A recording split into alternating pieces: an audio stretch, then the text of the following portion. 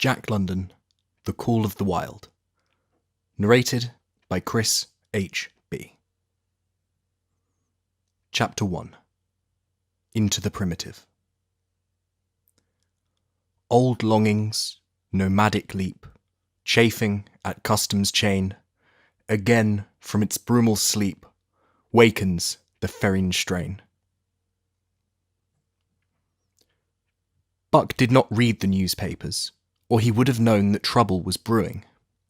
Not alone for himself, but for every tidewater dog, strong of muscle and with warm, long hair, from Puget Sound to San Diego, because men, groping in the Arctic darkness, had found a yellow metal, and because steamship and transportation companies were booming the find, thousands of men were rushing into the Northland. These men wanted dogs, and the dogs they wanted were heavy dogs, with strong muscles by which to toil, and furry coats to protect them from the frost. Buck lived at a big house in the sun-kissed Santa Clara Valley. Judge Miller's place, it was called. It stood back from the road, half hidden among the trees, through which glimpses could be caught of the wide, cool veranda that ran around its four sides. The house was approached by gravelled driveways, which wound through wide-spreading lawns and under the interlacing boughs of tall poplars. At the rear, things were on even a more spacious scale than at the front. There were great stables, where a dozen grooms and boys held forth, rows of vine-clad servants' cottages, an endless and orderly array of outhouses, long grape arbours, green pastures, orchards and berry patches. Then there was the pumping plant for the artesian well, and the big cement tank where Judge Miller's boys took their morning plunge and kept cool in the hot afternoon. And over this great domain, Buck ruled. Here he was born, and here he had lived the 4 years of his life. It was true there were other dogs. There could not but be other dogs on so vast a place, but they did not count. They came and went, resided in the populous kennels, or lived obscurely in the recesses of the house after the fashion of Toots, the Japanese pug, or Isabel, the Mexican hairless. Strange creatures that rarely put nose out of doors or set foot to ground. On the other hand, there were the fox terriers, a score of them at least, who yelped fearful promises at Toots and Isabel looking out of the windows at them, and protected by a legion of housemaids armed with brooms and mops. But Buck was neither house dog nor kennel dog. The whole realm was his. He plunged into the swimming tank or went hunting with the judge's sons. He escorted Molly and Alice, the judge's daughters, on long twilight or early morning rambles. On wintry nights, he lay at the judge's feet before the roaring library fire. He carried the judge's grandsons on his back, or rolled them in the grass, and guarded their footsteps through wild adventures down to the fountain in the stable yard, and even beyond where the paddocks were, and the berry patches. Among the terriers, he stalked imperiously, and Toots and Isabel he utterly ignored, for he was king. King over all creeping, crawling, flying things of Judge Miller's place, humans included. His father, Elmo, a huge Saint Bernard, had been the judge's inseparable companion, and Buck bid fair to follow in the way of his father. He was not so large, he weighed only 140 pounds, for his mother, Shep, had been a Scotch shepherd dog. Nevertheless, 140 pounds, to which was added the dignity that comes of good living and universal respect, enabled him to carry himself in right royal fashion. During the 4 years since his puppyhood, he had lived the life of a sated aristocrat. He had a fine pride in himself, was even a trifle egotistical, as country gentlemen sometimes become because of their insular situation. But he had saved himself by not becoming a mere pampered house dog. Hunting and kindred outdoor delights had kept down the fat and hardened his muscles. And to him, as to the cold-tubbing races, the love of water had been a tonic and a health preserver. And this was the manner of dog that Buck was in the fall of 1897, when the Klondike strike dragged men from all the world into the frozen north. But Buck did not read the newspapers, and he did not know that Manuel, one of the gardener's helpers, was an undesirable acquaintance. Manuel had one besetting sin. He loved to play Chinese lottery. Also, in his gambling, he had one besetting weakness: faith in a system. And this made his damnation certain. For to play a system requires money, while the wages of a gardener's helper do not lap over the needs of a wife and numerous progeny. The judge was at a meeting of the Raisins Growers Association, and the boys were busy organising an athletic club on the memorable night of Manuel's treachery. No one saw him, and Buck go off through the orchard on what Buck imagined was merely a stroll, and with the exception of a solitary man, no one saw them arrive at the little flag station known as College Park. This man talked with Manuel, and money chinked between them. "You might wrap up the goods before you deliver 'em," the stranger said gruffly, and Manuel doubled a piece of stout rope around Buck's neck under the collar. "Twist it and you'll choke 'em plenty," said Manuel, and the stranger grunted a ready affirmative. Buck had accepted the rope with quiet dignity. To be sure, it was an unwanted performance, but he had learned to trust in men he knew, and to give them credit for a wisdom that outreached his own. But when the ends of the rope were placed in the stranger's hands, he growled menacingly. He had merely intimated his displeasure in his pride, believing that to intimate was to command. But to his surprise, the rope tightened around his neck, shutting off his breath. In quick rage, he sprang at the man, who met him halfway, grappled him close by the throat, and with a deft twist threw him over on his back. Then the rope tightened mercilessly, while Buck struggled in a fury, his tongue lolling out of his mouth, and his great chest panting futilely. Never in all his life had he been so vilely treated, and never in all his life had he been so angry. But his strength ebbed, his eyes glazed, and he knew nothing when the train was flagged and the two men threw him into the baggage car. The next he knew, he was dimly aware that his tongue was hurting, and that he was being jolted along in some kind of a conveyance. The hoarse shriek of a locomotive whistling a crossing told him where he was.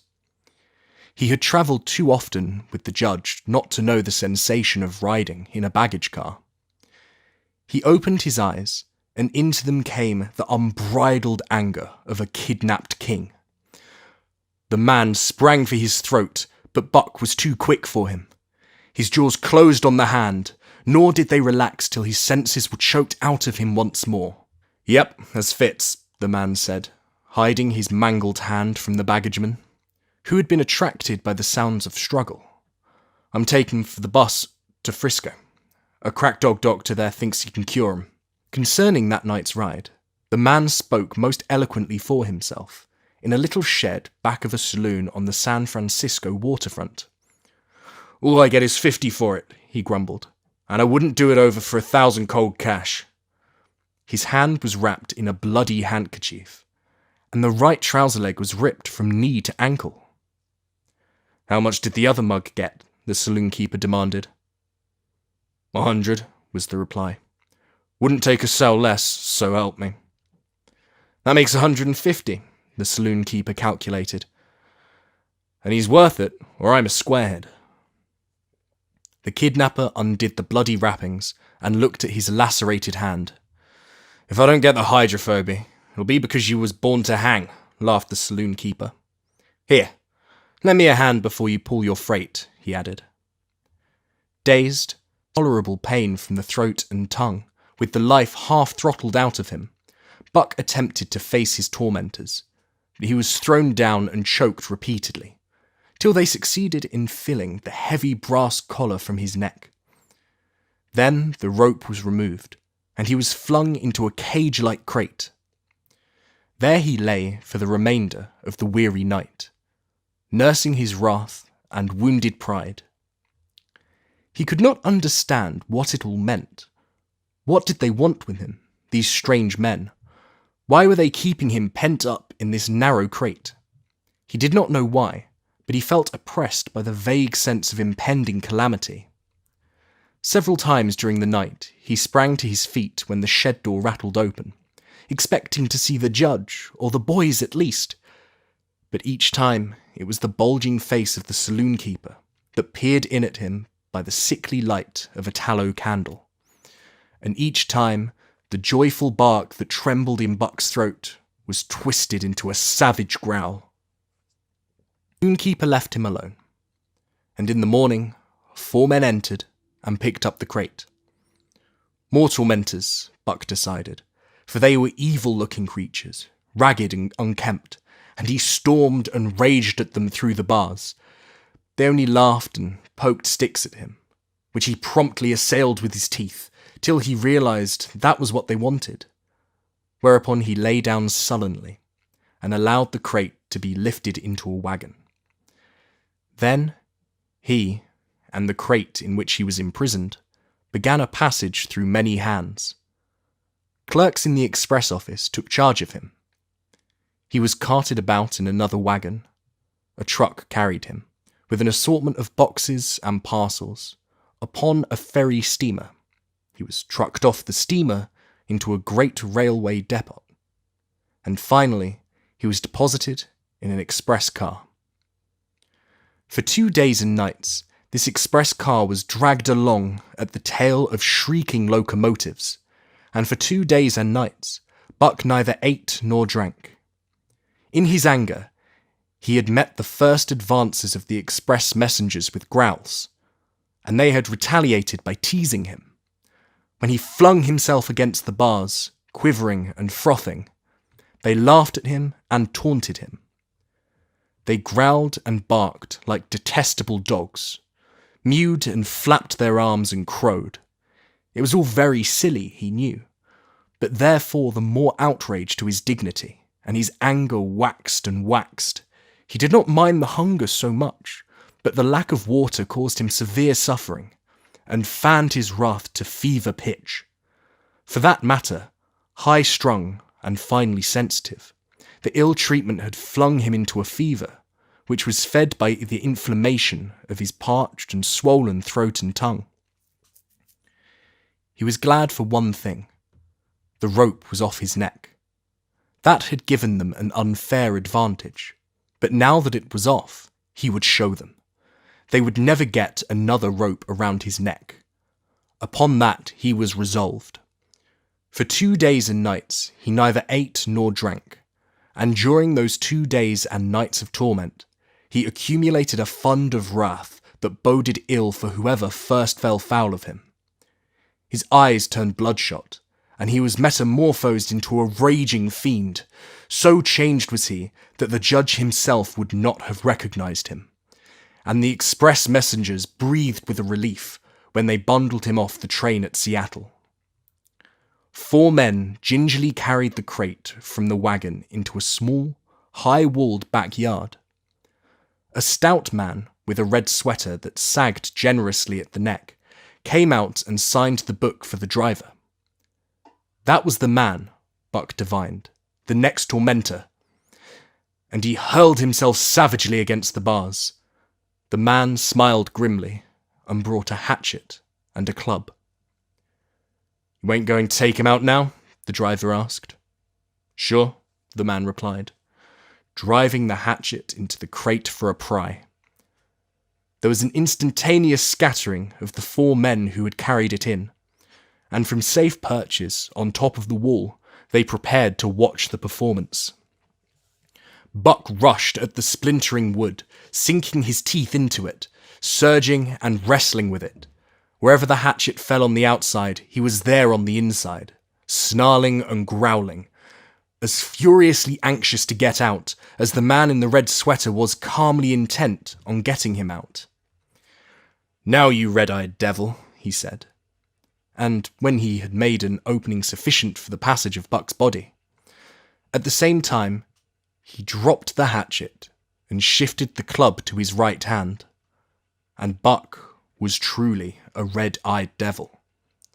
As he drew himself together for the spring, hair bristling, mouth foaming, a mad glitter in his bloodshot eyes, straight at the man he launched his 140 pounds of fury, surcharged with the pent passion of 2 days and nights. In mid-air, just as his jaws were about to close on the man, he received a shock that checked his body and brought his teeth together with an agonizing clip. He whirled over, fetching the ground on his back and side. He had never been struck by a club in his life, and did not understand. With a snarl that was part bark and more scream, he was again on his feet and launched into the air. And again the shock came, and he was brought crushingly to the ground. This time he was aware that it was the club, but his madness knew no caution. A dozen times he charged, and as often the club broke the charge and smashed him down. After a particularly fierce blow, he crawled to his feet, too dazed to rush. He staggered limply about, the blood flowing from nose and mouth and ears. His beautiful coat sprayed and flecked with bloody salver. Then the man advanced and deliberately dealt him a frightful blow on the nose. All the pain he had endured was as nothing compared with the exquisite agony of this, with a roar that was almost lion-like in its ferocity. He, again, hurled himself at the man, but the man, shifting the club from right to left, coolly caught him by the under jaw, at the same time wrenching downward and backward. Buck described a complete circle in the air and half of another, then crashed to the ground on his head and chest. For the last time he rushed, the man struck the shrewd blow he had purposely withheld for so long, and Buck crumpled up and went down, knocked utterly senseless. "He's no slouch at dog breaking, that's what I say," one of the men on the wall cried enthusiastically. "Do the break houses any day, and twice on Sundays," was the reply on the driver, as he climbed on the wagon and started the horses. Buck's senses came back to him, but not his strength. He lay where he had fallen, and from there he watched the man in the red sweater. "Answers to the name of Buck," the man soliloquized, quoting from the saloon keeper's letter, which had announced the consignment of the crate and contents. "Well, Buck, my boy," he went on in a genial voice, "we've had our little ruction, and the best thing we can do is to let it go at that. You've learned your place, and I know mine. Be a good dog, and all will go well, and the goose hang high. Be a bad dog, and I'll whale the stuffing out of you.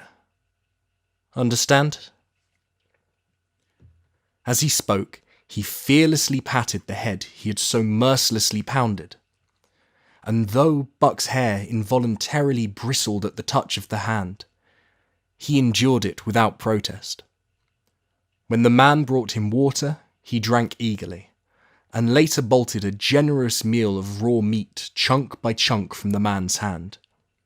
He was beaten, he knew that, but he was not broken. He saw, once for all, that he stood no chance against a man with a club. He had learned the lesson, and in all his afterlife he never forgot it. That club was a revelation. It was his introduction to the reign of primitive law, and he met the introduction halfway. The facts of life took on a fiercer aspect, and while he faced that aspect uncowed, he faced it with all the latent cunning of his nature aroused. As the days went by, other dogs came, in crates and at the end of ropes, some docilely, and some raging and roaring as he had come. And one and all, he watched them pass under the dominion of the man in the red sweater. Again and again, as he looked at each brutal performance, the lesson was driven home to Buck. A man with a club was a lawgiver, a master to be obeyed, though not necessarily conciliated. Of this last Buck was never guilty, though he did see beaten dogs that fawned upon the man and wagged their tails and licked his hand. Also he saw one dog that would neither conciliate nor obey, finally killed in the struggle for mastery. Now and again, men came, strangers who talked excitedly, wheedlingly, and in all kinds of fashions to the man, and at such time between them, the strangers took one or more of the dogs away with them. Buck wondered where they went, for they never came back, but the fear of the future was strong upon him, and he was glad each time when he was not selected. Yet his time came. In the end, in the form of a little weazened man, who spat broken English and many strange and uncouth exclamations which Buck could not understand. "Sacre dam!" he cried, when his eyes lit upon Buck. "Dat one damn bully dog, eh? How much?" 300, and a present at that, was the promptly reply of the man in the red sweater. "And seem it's government money. You ain't got no kick coming, eh, Perrault?" Perrault grinned, considering that the price of dogs had been boomed skyward by the unwanted demand. It was not an unfair sum for so fine an animal. The Canadian government would be no loser, nor would its dispatches travel the slower. Perrault knew dogs, and when he looked at Buck, he knew that he was 1 in 1,000. 1 in 10,000, he commented mentally. Buck saw money pass between them, and was not surprised when Curly, a good-natured Newfoundland, and he were led away by the little weazened man. That was the last he saw of the man in the red sweater, and as Curly and he looked at receding Seattle from the deck of the Narwhal, it was the last he saw of the warm Southland. Curly and he were taken below by Perrault and turned over to a black-faced giant called Francois.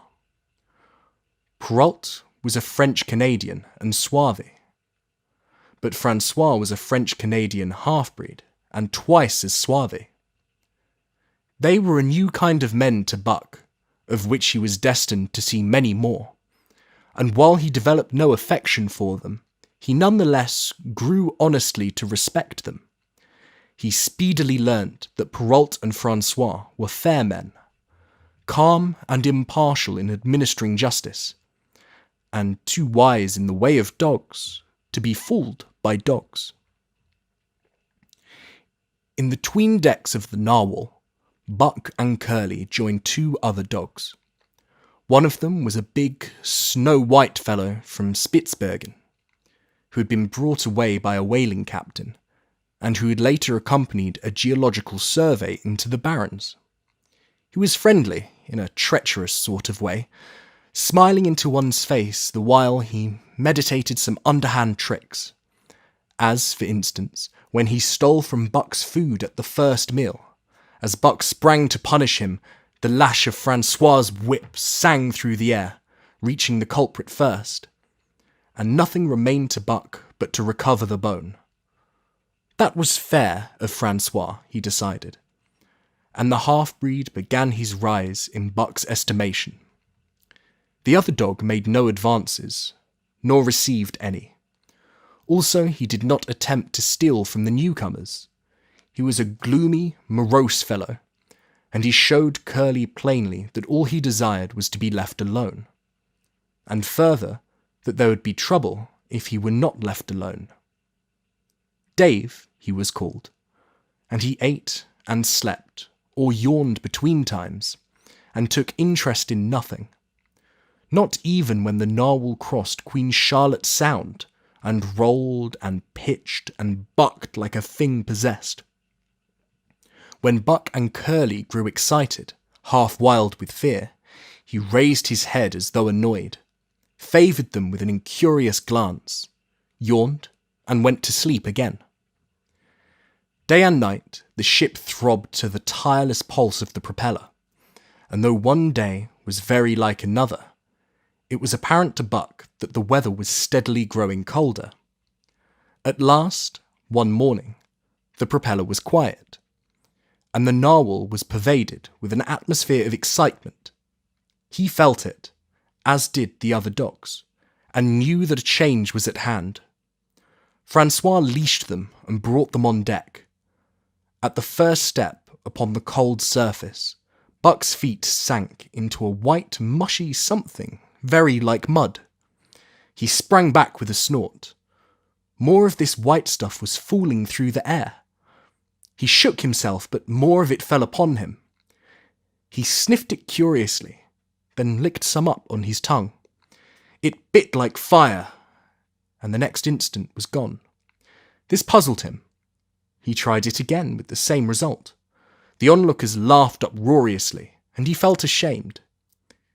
He knew not why, for it was his first snow.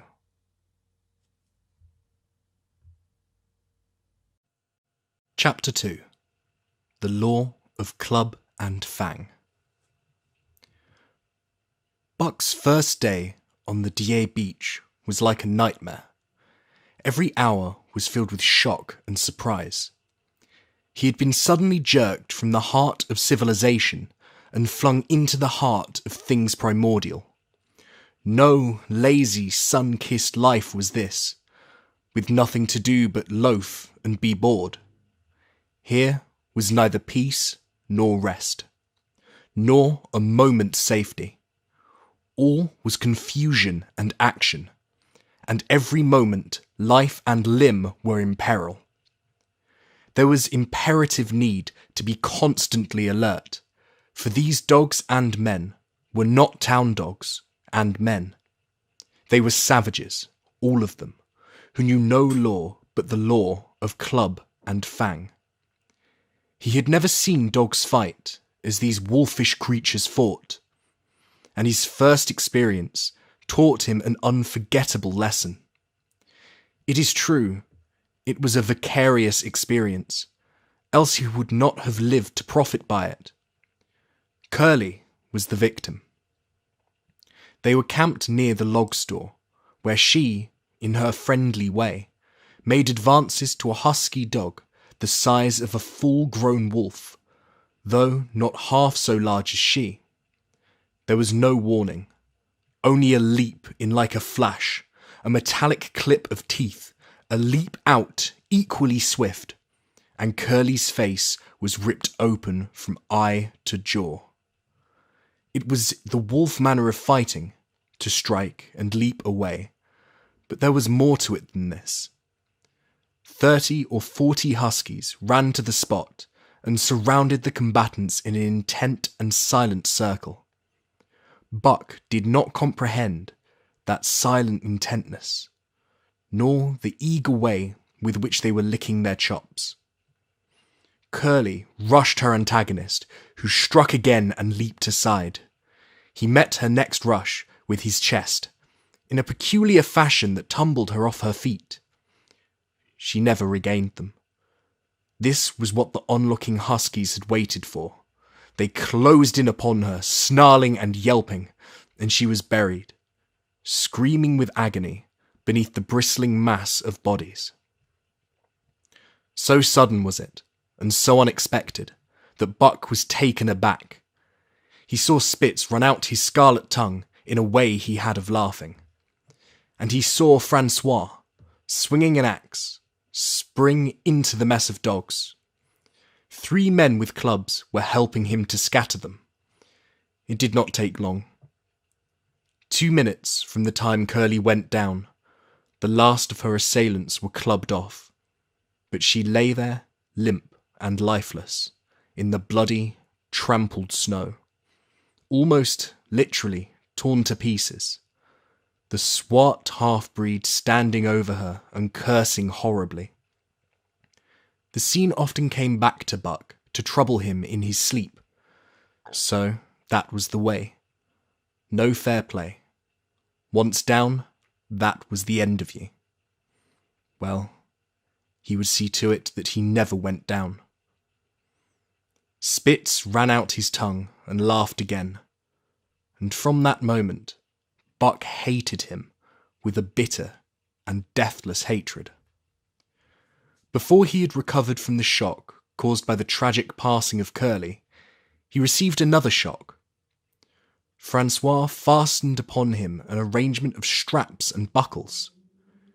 It was a harness such as he had seen the grooms put on the horses at home, and as he had seen horses work, so he was set to work, hauling Francois on a sled to the forest that fringed the valley, and returning with a load of firewood. Though his dignity was sorely hurt by thus being made a draft animal, he was too wise to rebel. He buckled down with a will and did his best, though it was all new and strange.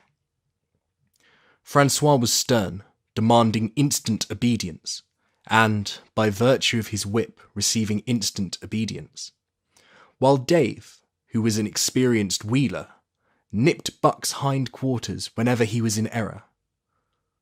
Spitz was the leader, likewise experienced, and while he could not always get at Buck, he growled sharp reproof now and again, or cunningly threw his weight in the traces to jerk Buck into the way he should go. Buck learned easily, and under the combined tuition of his two mates and Francois, made remarkable progress.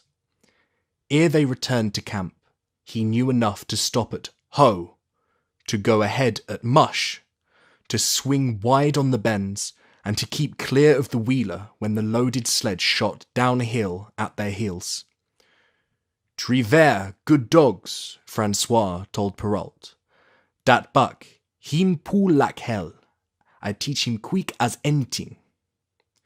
By afternoon, Perrault, who was in a hurry to be on the trail with his dispatches, returned with two more dogs. Billy and Joe, he called them. Two brothers, and true huskies both. Sons of the one mother though they were as different as day and night. Billy's one fault was his excessive good nature, while Joe was the very opposite, sour and introspective, with a perpetual snarl and a malignant eye. Buck received them in comradely fashion. Dave ignored them, while Spitz proceeded to thrash first one and then the other. Billy wagged his tail appeasingly, turned to run when he saw that appeasement was of no avail, and cried, still appeasingly, when Spitz's sharp teeth scored his flank. But no matter how Spitz circled, Joe whirled around on his heels to face him, mane bristling, ears laid back, lips writhing and snarling, jaws clipping together as fast as he could snap, and eyes diabolically gleaming, the incarnation of belligerent fear.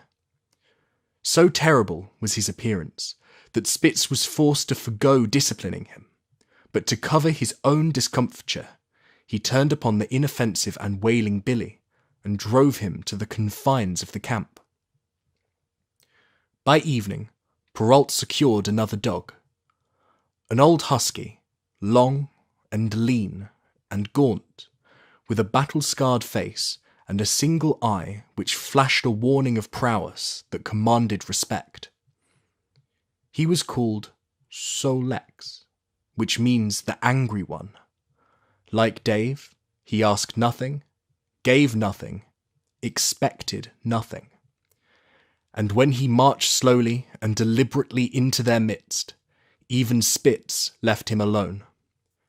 He had one peculiarity which Buck was unlucky enough to discover. He did not like to be approached on his blind side.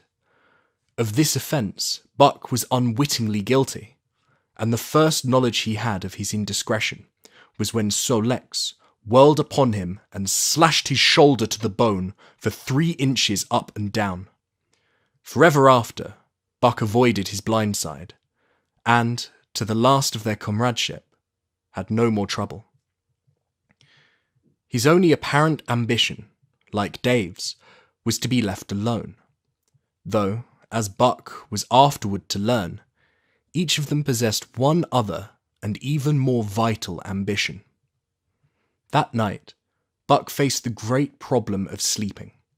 The tent, illuminated by a candle, glowed warmly in the midst of the white plain, and when he, as a matter of course, entered it, both Perrault and Francois bombarded him with curses and cooking utensils, till he recovered from his consternation and fled ignominiously into the outer cold.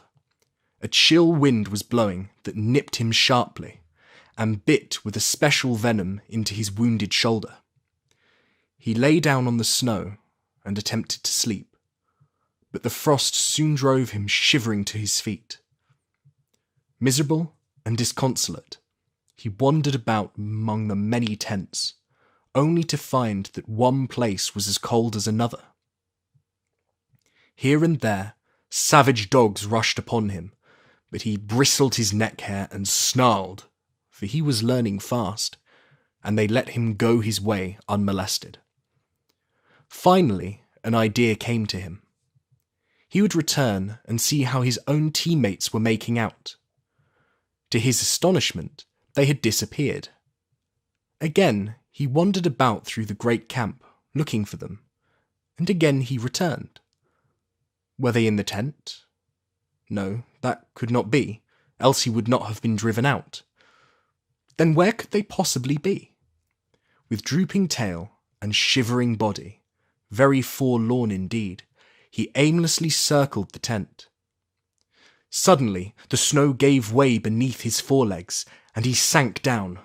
Something wriggled under his feet. He sprang back, bristling and snarling, fearful of the unseen and unknown. But a friendly little yelp reassured him, and he went back to investigate. A whiff of warm air ascended to his nostrils, and there, curled up under the snow in a snug ball, lay Billy. He whined placatingly, squirmed and wriggled to show his good will and intentions, and even ventured, as a bribe for peace, to lick Buck's face with his warm, wet tongue. Another lesson. So that was the way they did it, eh?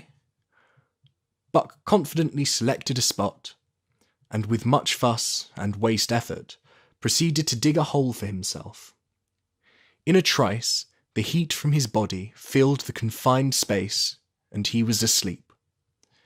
The day had been long and arduous, and he slept soundly and comfortably, though he growled and barked, and wrestled with bad dreams. Nor did he open his eyes till roused by the noises of the waking camp. At first he did not know where he was. It had snowed during the night, and he was completely buried. The snow walls pressed him on every side, and a great surge of fear swept through him. The fear of the wild, thing for the trap.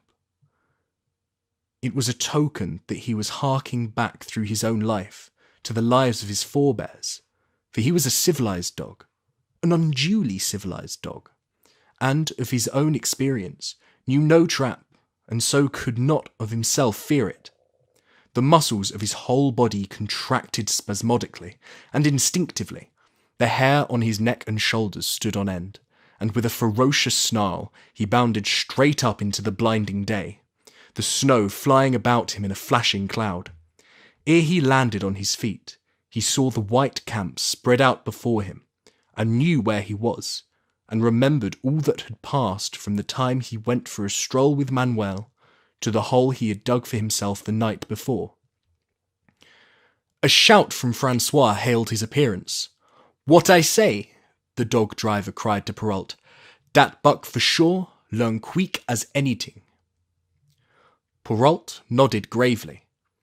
As courier for the Canadian government, bringing important dispatches, he was anxious to secure the best dogs, and he was particularly gladdened by the possession of Buck.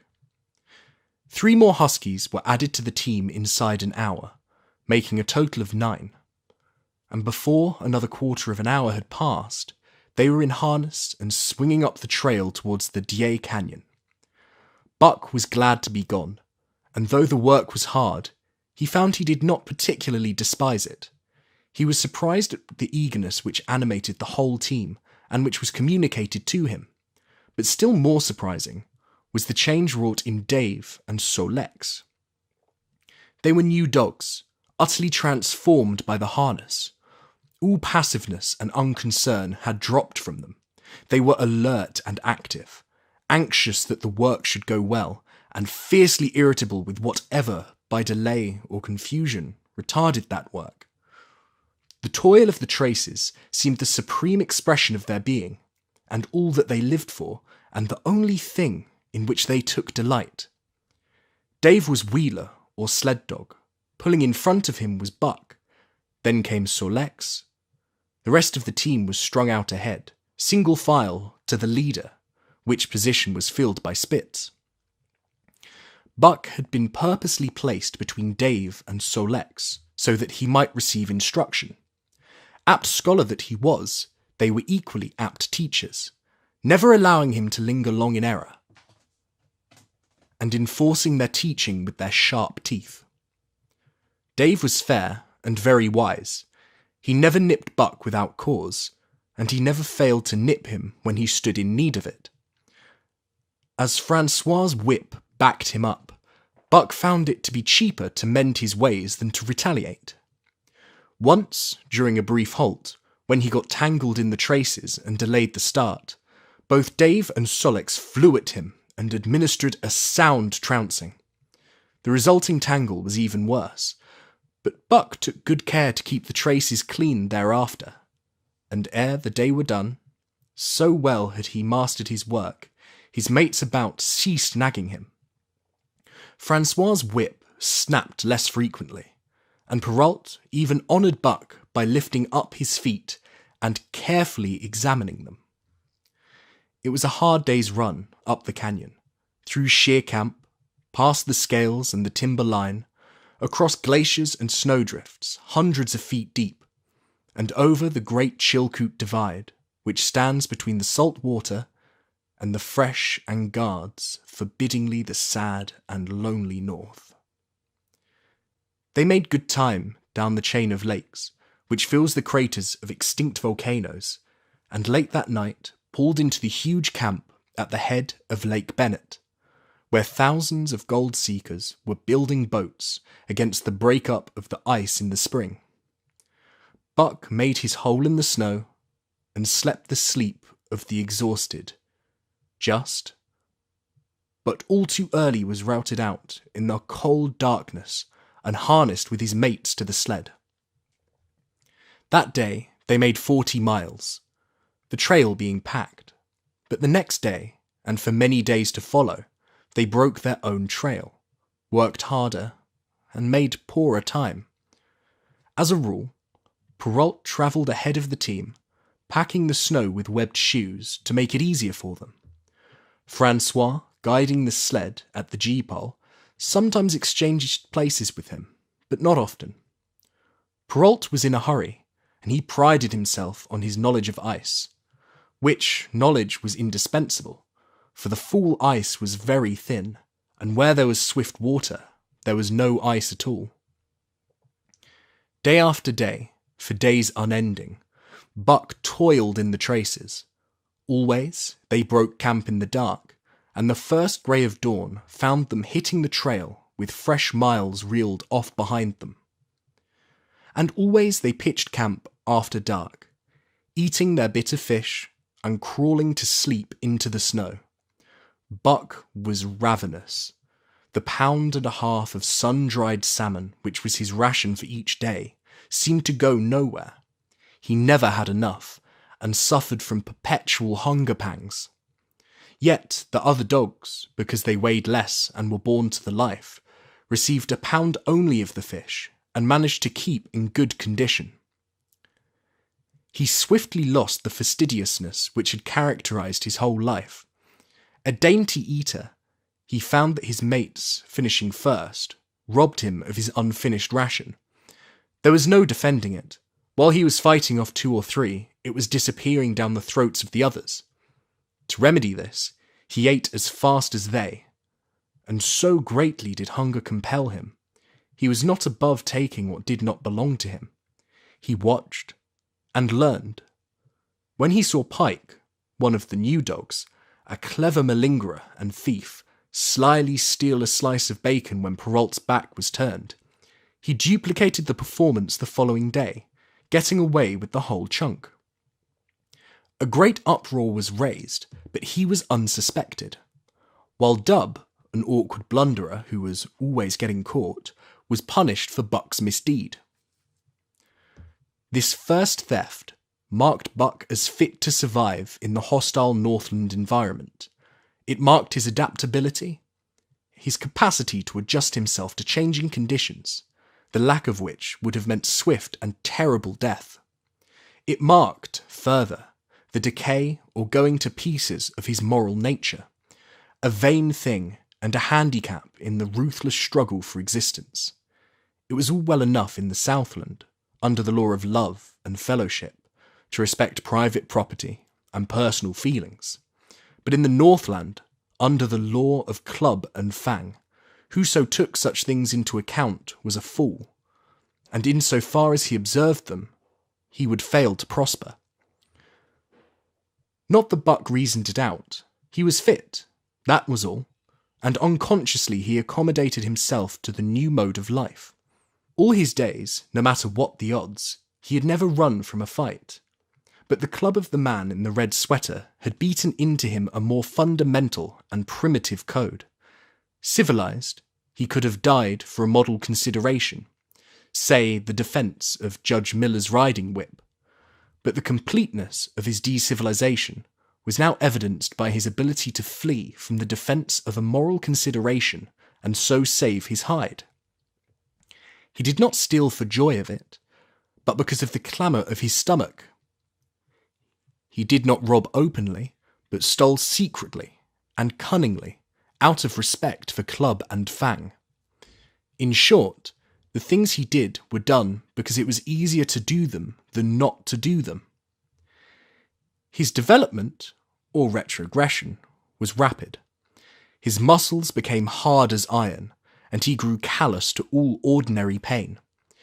He achieved an internal as well as external economy.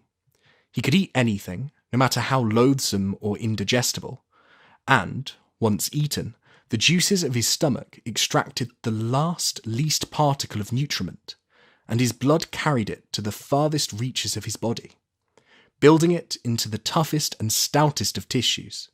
Sight and scent became remarkably keen, while his hearing developed such acuteness that in his sleep he heard the faintest sound, and knew whether it heralded peace or peril.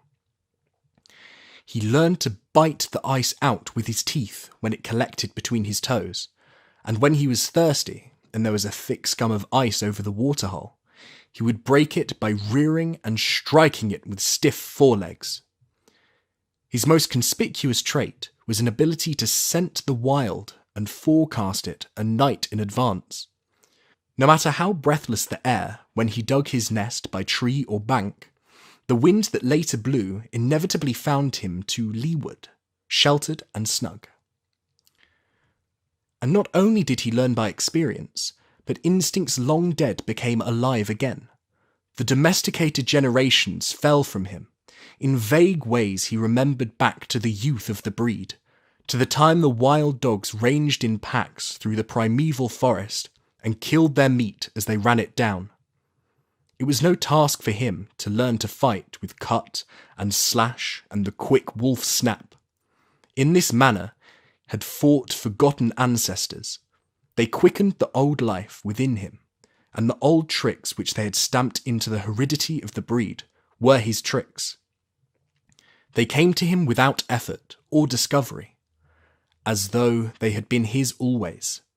And when, on the still cold nights, he pointed his nose at a star and howled long and wolf-like, it was his ancestors, dead and dust, pointing nose at star and howling down through the centuries and through him.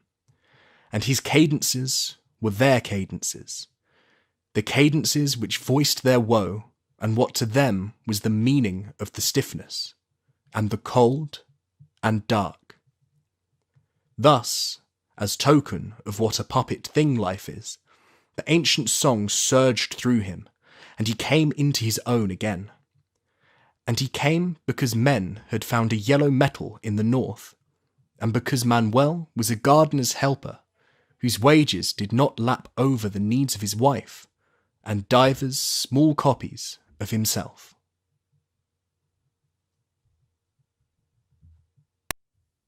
Chapter 3. The Dominant Primordial Beast. The dominant primordial beast was strong in Buck, and under the fierce conditions of trail life, it grew and grew. Yet it was a secret growth. His newborn cunning gave him poise and control. He was too busy adjusting himself to the new life to feel at ease, and not only did he not pick fights, but he avoided them whenever possible. A certain deliberateness characterized his attitude. He was not prone to rashness and precipitate action, and in the bitter hatred between him and Spitz, he betrayed no impatience, shunned all offensive acts. On the other hand, possibly because he divined in Buck a dangerous rival, Spitz never lost an opportunity of showing his teeth. He even went out of his way to bully Buck, striving constantly to fight the start which could end only in the death of one or the other. Early in the trip, this might have taken place had it not been for an unwanted accident. At the end of this day, they made a bleak and miserable camp on the shore of Lake Libage. Driving snow, a wind that cut like a white-hot knife, and darkness had forced them to grope for a camping place. They could hardly have fared worse. At their backs rose a perpendicular wall of rock, and Perrault and Francois were compelled to make their fire and spread their sleeping robes on the ice of the lake itself. The tent they had discarded at Daer in order to travel light.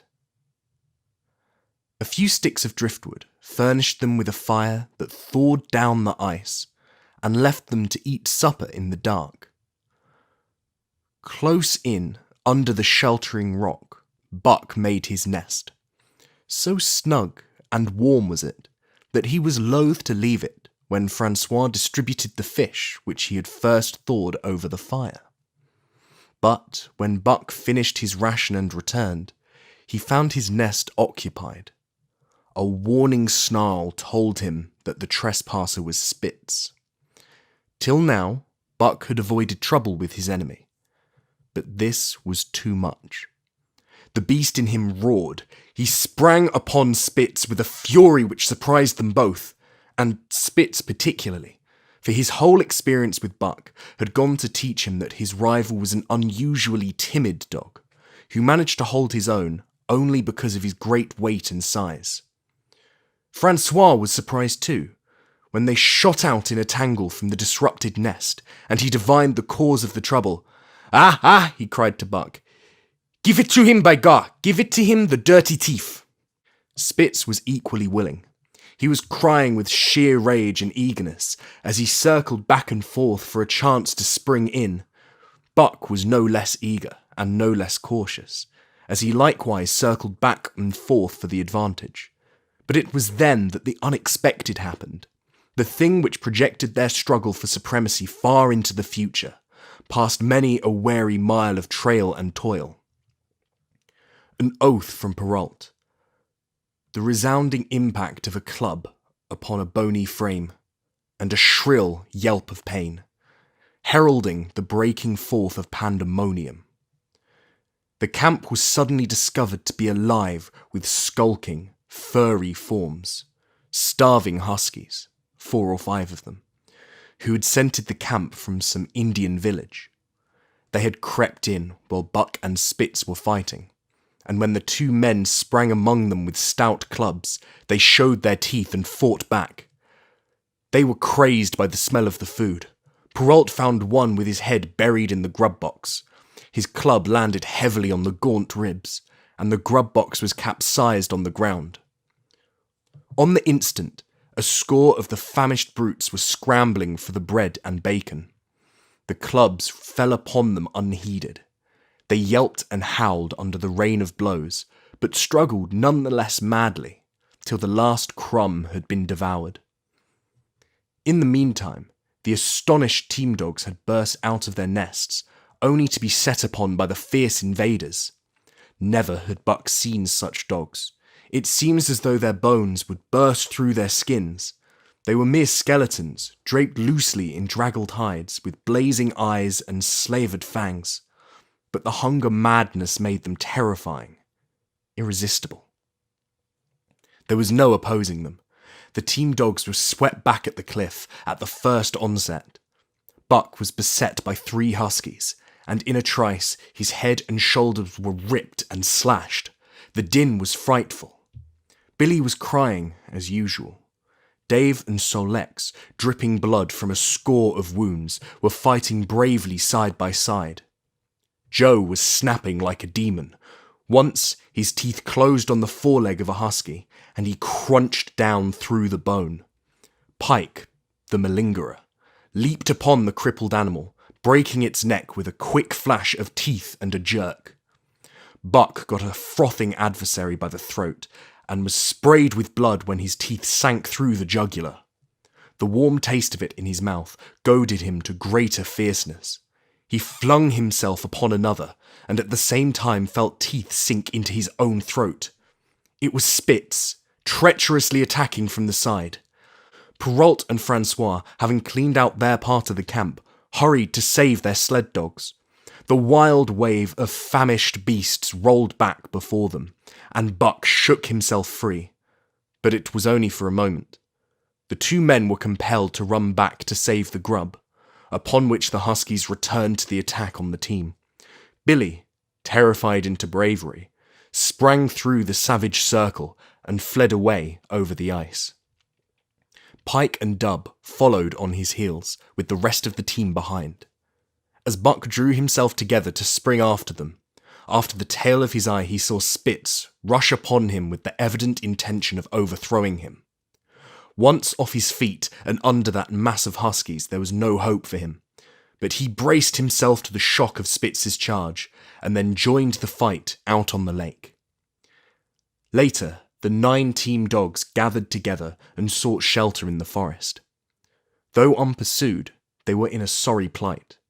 There was not one who was not wounded in 4 or 5 places, while some were wounded grievously. Dub was badly injured in a hind leg.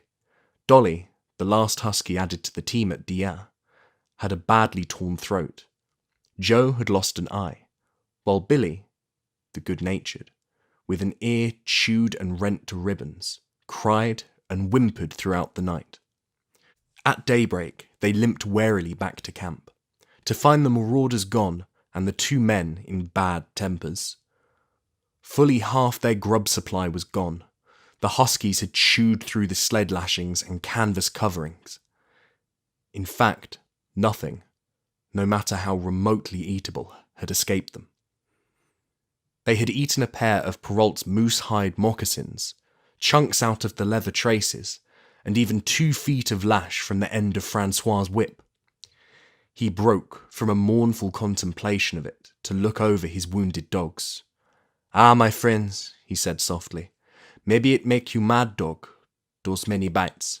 Maybe all mad dogs sacre them. What you think, Perrault?" The courier shook his head dubiously.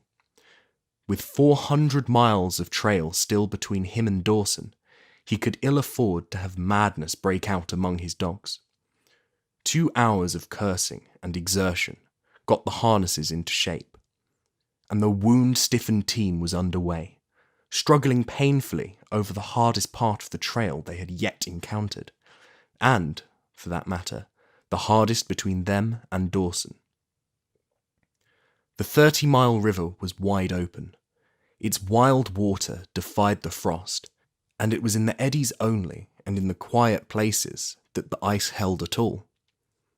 6 days of exhausting toil were required to cover those 30 terrible miles, and terrible they were, for every foot of them was accomplished at the risk of life to dog and man. A dozen times, Perrault, nosing his way, broke through the ice bridges, being saved by the long pole he carried, which he so held that it fell each time across the hole made by his body. But a cold snap was on, the thermometer registering 50 below zero, and each time he broke through, he was compelled for very life to build a fire and dry his garments. Nothing daunted him. It was because nothing daunted him that he had been chosen for government courier. He took all manner of risks, resolutely thrusting his little, weazened face into the frost and struggling on from dim dawn to dark. He skirted the frowning shores on rim ice that bent and crackled underfoot, and upon which they dared not halt. Once the sled broke through, with Dave and Buck, and they were half frozen and all but drowned by the time they were dragged out. The usual fire was necessary to save them. They were coated solidly with ice, and the 2 men kept them on the run around the fire, sweating and thawing, so close that they were singed by the flames. At another time, Spitz went through, dragging the whole team after him up to Buck, who strained backward with all his strength, his forepaws on the slippery edge, and the ice quivering and snapping all around. But behind him was Dave, likewise straining backward, and behind the sled was Francois, pulling till his tendons cracked. Again, the rim ice broke away before and behind, and there was no escape except up the cliff. Perrault scaled it by a miracle, while Francois prayed for just that miracle. And with every thong and sled lashing, and the last bit of harness rove into a long rope, the dogs were hoisted, one by one, to the cliff crest. Francois came up last, after the sled and load. Then came the search for a place to descend, which descent was ultimately made by the aid of the rope, and night found them back on the river, with 1/4 mile to the day's credit. By the time they made the Hootalinqua and good ice, Buck was played out. The rest of the dogs were in like condition, but Perrault, to make up lost time, pushed them late and early. The first day they covered 35 miles to the Big Salmon, the next day 35 more to the Little Salmon, the third day 40 miles, which brought them well up towards the 5 Fingers. Buck's feet were not so compact and hard as the feet of the huskies. His had softened during the many generations since the day his last wild ancestor was tamed by a cave dweller or riverman. All day long he limped in agony, and camp, once made, lay down like a dead dog. Hungry as he was, he would not move to receive his ration of fish, which Francois had to bring to him. Also, the dog driver rubbed Buck's feet for half an hour each night after supper, and sacrificed the tops of his own moccasins to make 4 moccasins for Buck. This was a great relief, and Buck caused even the weazened face of Perrault to twist itself into a grin one morning, when Francois forgot the moccasins, and Buck lay on his back, his 4 feet waving appealingly in the air, and refused to budge without them. Later, his feet grew hard to the trail, and the worn-out footgear was thrown away. At the Pelly one morning, as they were harnessing up, Dolly, who had never been conspicuous for anything, went suddenly mad. She announced her condition by a long, heart-breaking wolf howl that sent every dog bristling with fear, then sprang straight for Buck. He had never seen a dog go mad, nor did he have any reason to fear madness, yet he knew that here was horror. and fled away from it in a panic. Straight away he raced, with Dolly, panting and frothing, one leap behind, nor could she gain on him. So great was his terror, nor could he leave her. So great was her madness. He plunged through the wooded breast of the island, flew down to the lower end, crossed a back channel filled with rough ice to another island, gained a third island, curved back to the main river, and in desperation started to cross it.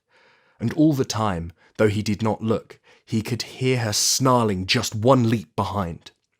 Francois called to him a quarter of a mile away, and he doubled back, still one leap ahead, gasping painfully for air and putting all his faith in that Francois would save him. The dog driver held the axe poised in his hand, and as Buck shot past him, the axe crashed down upon Mad Dolly's head. Buck staggered over against the sled, exhausted, sobbing for breath, helpless. This was Spitz's opportunity. He sprang upon Buck, and twice his teeth sank into his unresisting foe and ripped and tore the flesh to the bone. Then Francois's lash descended, and Buck had the satisfaction of watching Spitz receive the worst whipping as yet administered to any of the teams. "One devil that Spitz," remarked Perrault. "Some damn day him kill dat Buck." "Dat Buck two devils," was Francois's rejoinder. "All the time I watch dat Buck, I know for sure. Listen, some damn fine day him get magged like hell, and then him chew dat Spitz all up and spit him out on the snow. Sure, I know." From then on, it was war between them. Spitz, as lead dog and acknowledged master of the team, felt his supremacy threatened by this strange Southland dog. And strange Buck was to him, for of the many Southland dogs he had known, not one had shown up worthily in camp and on trail. They were all too soft, dying under the toil, the frost and starvation. Buck was the exception. He alone endured and prospered, matching the husky in strength, savagery and cunning. Then he was a masterful dog, and what made him dangerous was the fact that the club of the man in the red sweater had knocked all blind pluck and rashness out of his desire for mastery. He was preeminently cunning and could bide his time with a patience that was nothing less than primitive. It was inevitable that the clash for leadership should come. Buck wanted it. He wanted it because it was his nature, because he had been gripped tight by that nameless, incomprehensible pride of the trail and trace, that pride which holds dogs in the toil to the last gasp, which lures them to die joyfully in the harness, and breaks their hearts if they are cut out of the harness. This was the pride of Dave as wheel dog, of Solex as he pulled with all his strength, the pride that laid hold of them at break of camp, transforming them from sour and sullen brutes into straining, eager, ambitious creatures, the pride that spurred them on all day and dropped them at pitch of camp at night, letting them fall back into gloomy unrest and uncontent. This was the pride that bore up Spitz and made him thrash the sled dogs who blundered and shirked in the traces or hid away at harness-up time in the morning. Likewise, it was this pride that made him fear Buck as a possible lead dog, and this was Buck's pride too. He openly threatened the other's leadership. He came between him and the shirks he should have punished. And he did it deliberately. One night there was a heavy snowfall, and in the morning Pike, the malingerer, did not appear. He was securely hidden in his nest under a foot of snow. Francois called him and sought him in vain. Spitz was wild with wrath. He raged through the camp, smelling and digging in every likely place, snarling so frightfully that Pike heard and shivered in his hiding place. But when he was at last unearthed, and Spitz flew at him to punish him, Buck flew with equal rage in between. So unexpected was it, and so shrewdly managed that Spitz was hurled backward and off his feet. Pike, who had been trembling abjectly, took heart at this open mutiny, and sprang upon his overthrown leader. Buck, to whom fair play was a forgotten code, likewise sprang upon Spitz.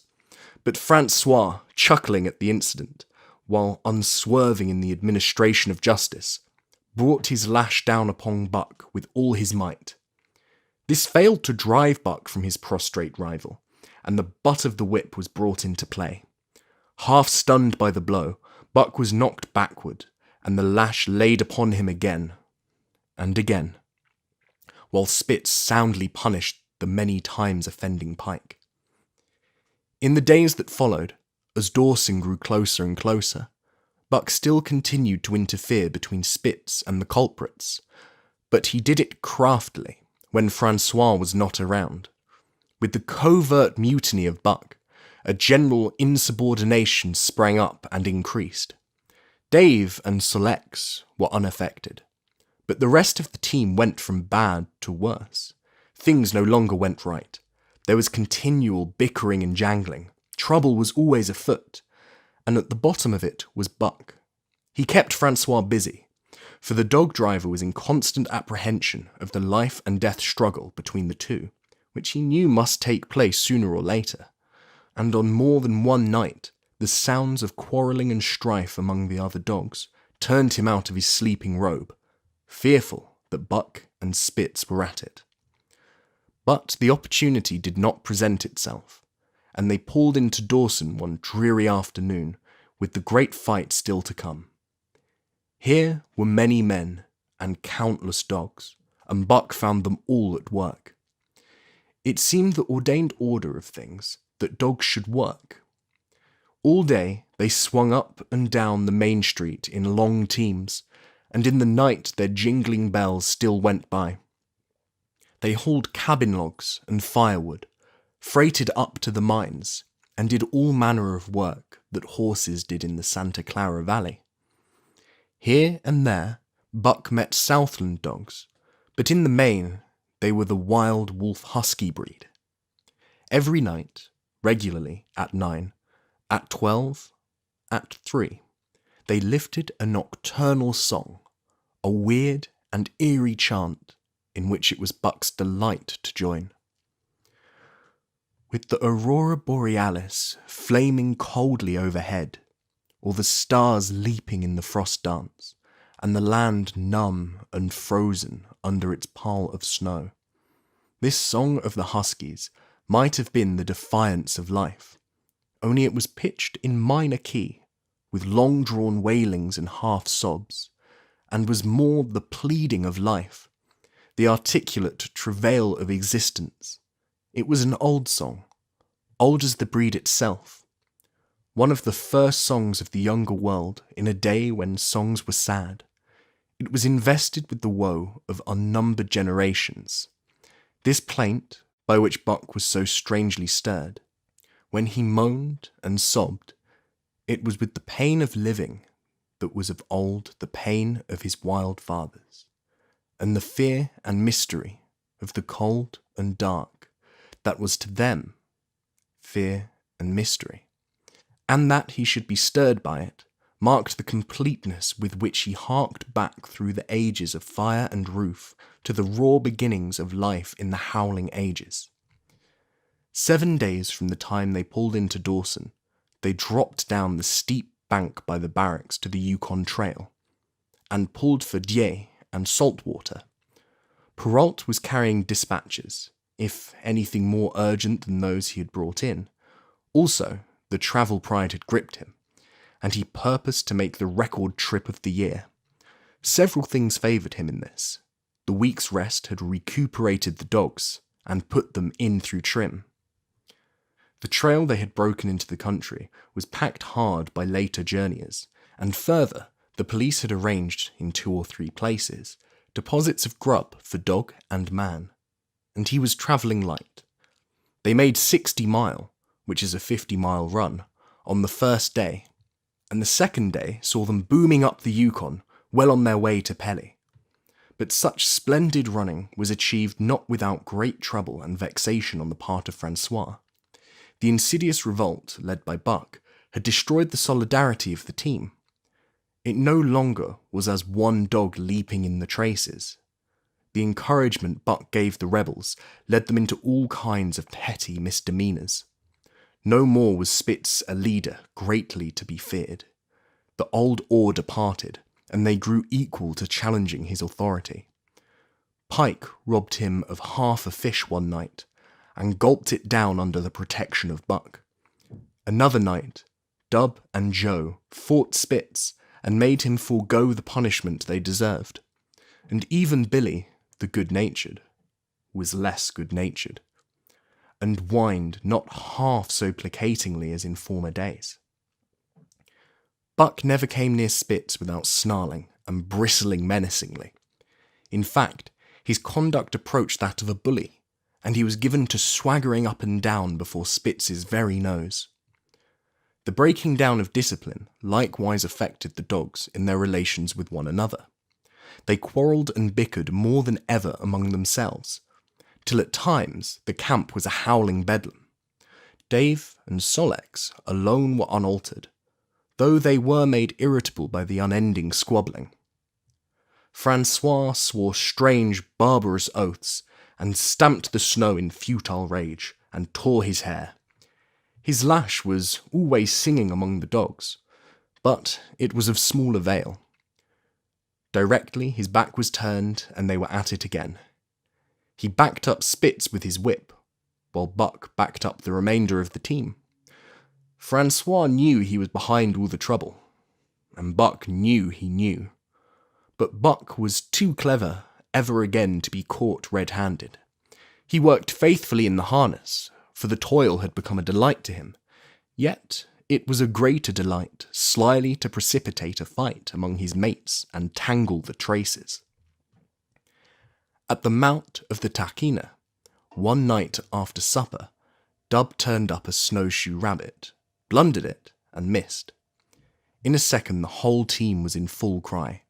100 yards away was a camp of the Northwest Police, with 50 dogs, huskies all, who joined the chase. The rabbit sped down the river, turned off into a small creek, up the frozen bed of which it held steadily. It ran lightly on the surface of the snow, while the dogs ploughed through by main strength. Buck led the pack, 60 strong, around bend after bend, but he could not gain. He lay down, low to the race, whining eagerly, his splendid body flashing forward, leap by leap, in the wan, white moonlight. And leap by leap, like some pale frost wraith, the snowshoe rabbit flashed on ahead. All that stirring of old instincts, which at stated periods drives men out from the sounding cities to forest, and plain to kill things by chemically propelled leaden pellets, the bloodlust, the joy to kill, all this was Buck's, only it was infinitely more intimate. He was ranging at the head of the pack, running the wild thing down, the living meat, to kill with his own teeth and wash his muzzle to the eyes in warm blood. There is an ecstasy that marks the summit of life, and beyond which life cannot rise, and such is the paradox of living. This ecstasy comes when one is most alive, and it comes as a complete forgetfulness that one is alive. This ecstasy, this forgetfulness of living, comes to the artist, caught up and out of himself in a sheet of flame. It comes to the soldier, war mad on a stricken field and refusing quarter. And it came to Buck, leading the pack, sounding the old wolf cry, straining after the food that was alive and that fled swiftly before him through the moonlight. He was sounding the deeps of his nature, and of the parts of his nature that were deeper than he, going back into the womb of time. He was mastered by the sheer surging of life, the tidal wave of being, the perfect joy of each separate muscle, joint, and sinew, in that it was expressing everything that was not death, that it was aglow and rampant, expressing itself in movement, flying exultantly under the stars and over the face of dead matter that did not move. But Spitz, cold and calculating even in his supreme moods, left the pack and cut across a narrow neck of land where the creek made a long bend around. Buck did not know of this, and as he rounded the bend, the frost wraith of a rabbit still flitting before him, he saw another and larger frost wraith leap from the overhanging bank into the immediate path of the rabbit. It was Spitz. The rabbit could not turn, and as the white teeth broke its back in mid-air, it shrieked as loudly as a stricken man may shriek. At the sound of this, the cry of life plunging down from life's apex in the grip of death, the full pack at Buck's heels raised a hell's chorus of delight.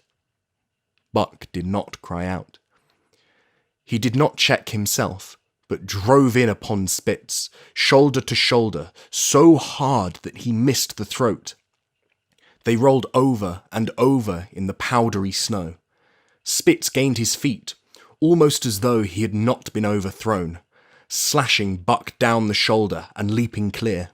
Twice his teeth clipped together like the steel jaws of a trap, as he backed away for better footing, with lean and lifting lips that writhed and snarled. In a flash, Buck knew it. The time had come. It was to the death.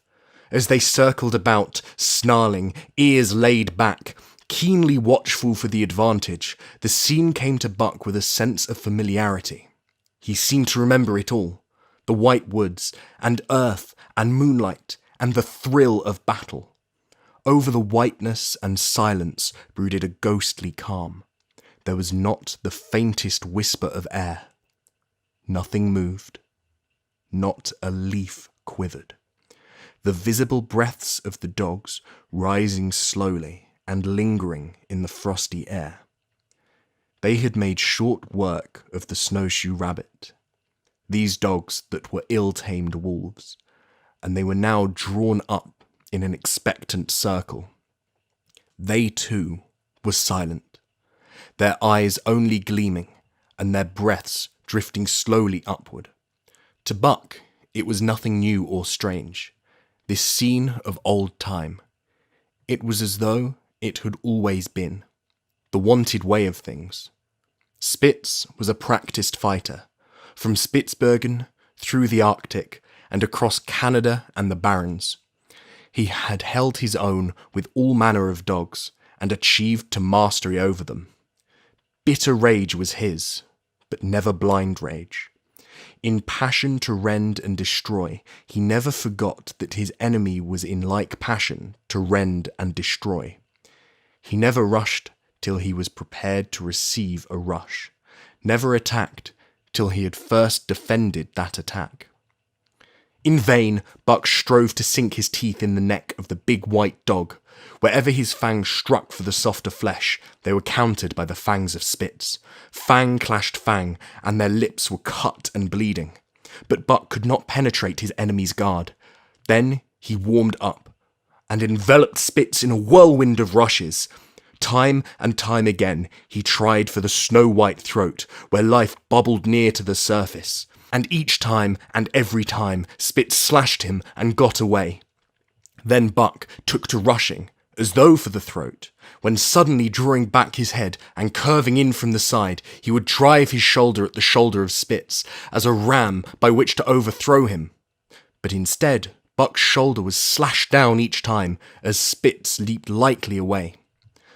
Spitz was untouched, while Buck was streaming with blood and panting hard. The fight was growing desperate, and all the while the silent and wolfish circle waited to finish off whichever dog went down.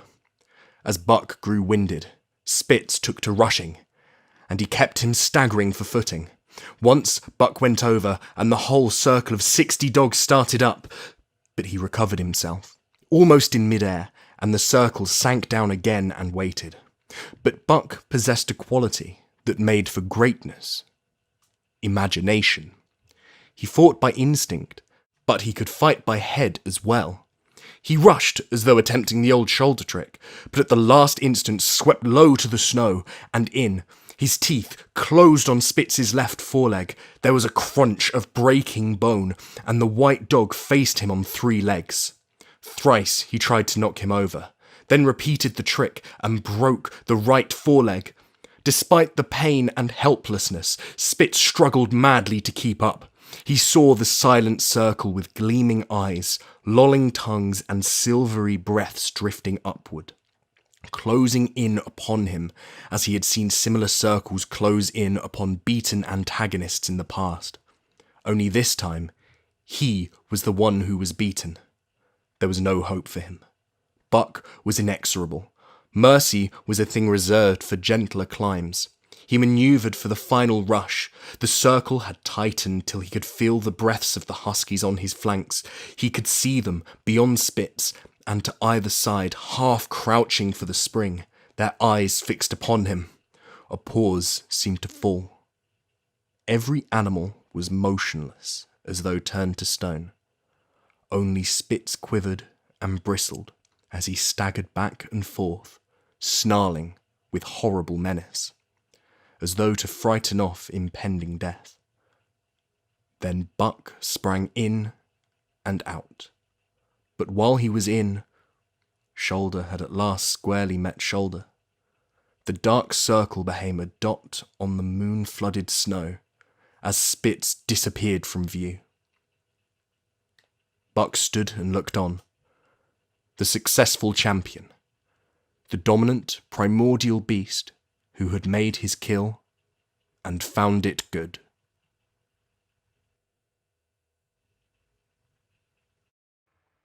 Chapter 4. Who has won to mastership? What I say? I spak true when I said that Buck 2 devils. This was Francois's speech next morning, when he discovered Spitz missing and Buck covered with wounds. He drew him to the fire, and by its light pointed them out. "That Spick fight like hell," said Perrault, as he surveyed the gaping rips and cuts. "And that Buck fight like 2 hells," was Francois's answer. "And now we make good time. No more Spitz, no more trouble, sure." While Perrault packed the camp outfit and loaded the sled, the dog driver proceeded to harness the dogs. Buck trotted up to the place Spitz would have occupied as leader, but Francois, not noticing him, brought Solex to the coveted position. In his judgment, Solex was the best lead dog left.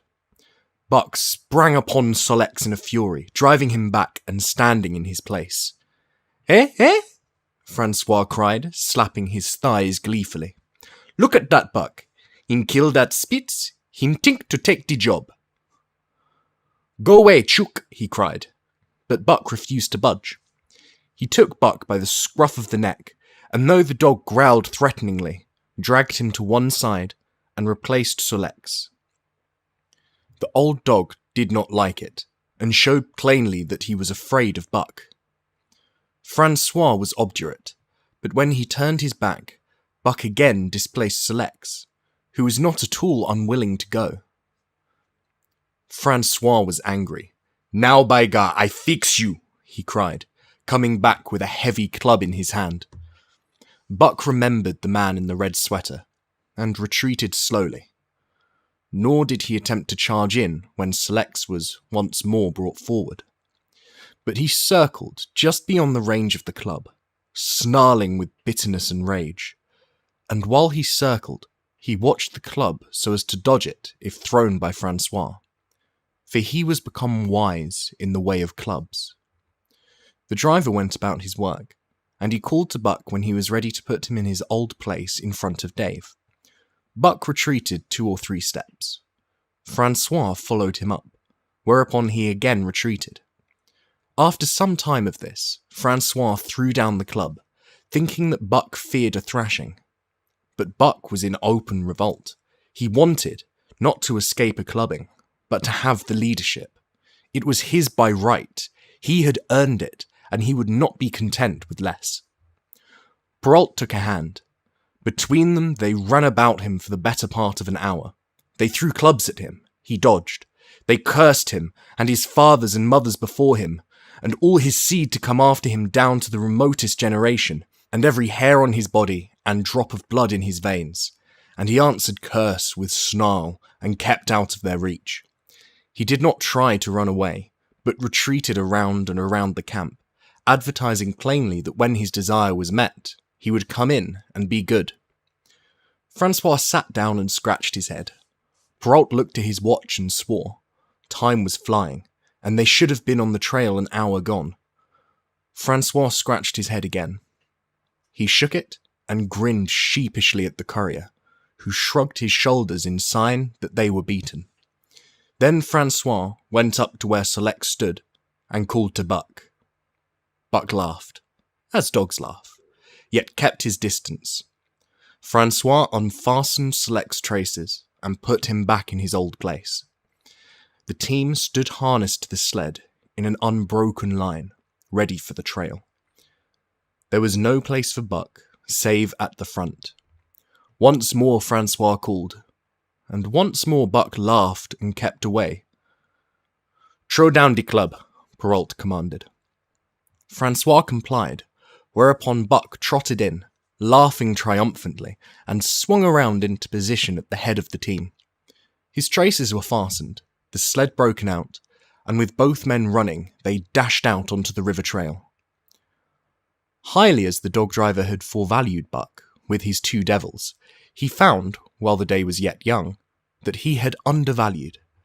At a bound, Buck took up the duties of leadership, and where judgment was required, and quick thinking and quick acting, he showed himself the superior, even of Spitz, of whom Francois had never seen an equal.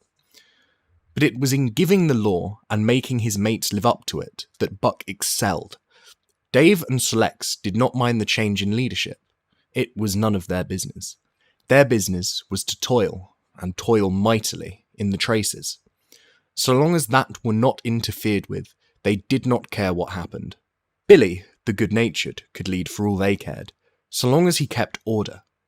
The rest of the team, however, had grown unruly during the last days of Spitz, and their surprise was great now that Buck proceeded to lick them into shape.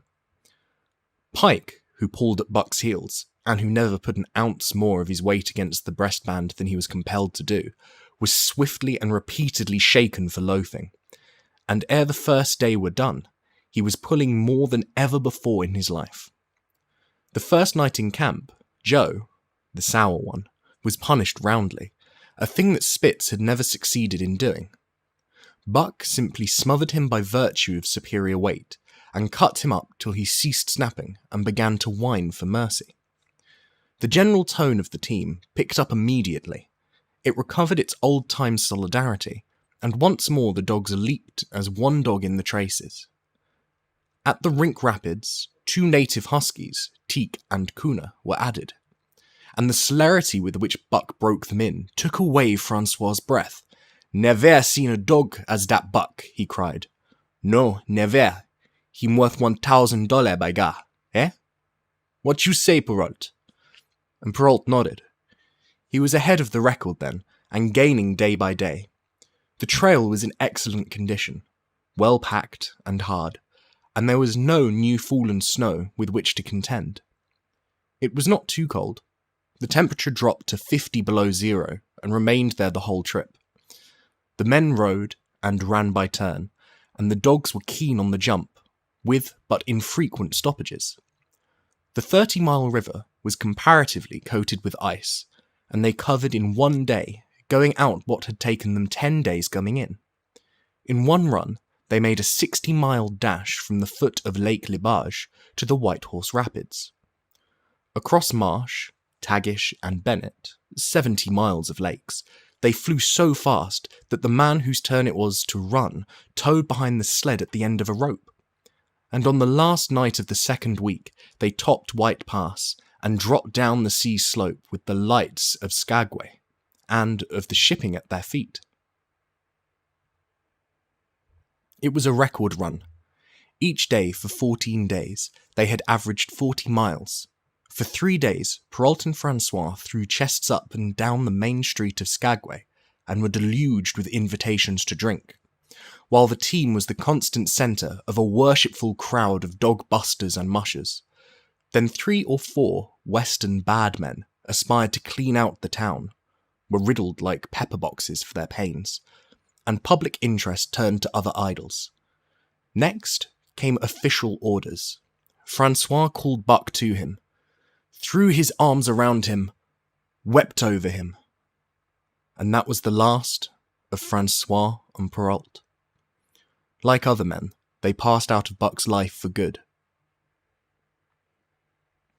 A Scotch half-breed took charge of him and his mates, and in company with a dozen other dog teams, he started back over the weary trail to Dawson.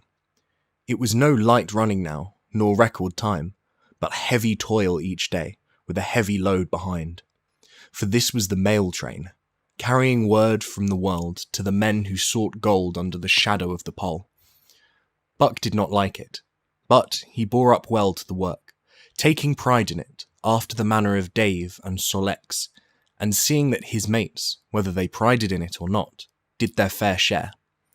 It was a monotonous life, operating with machine-like regularity.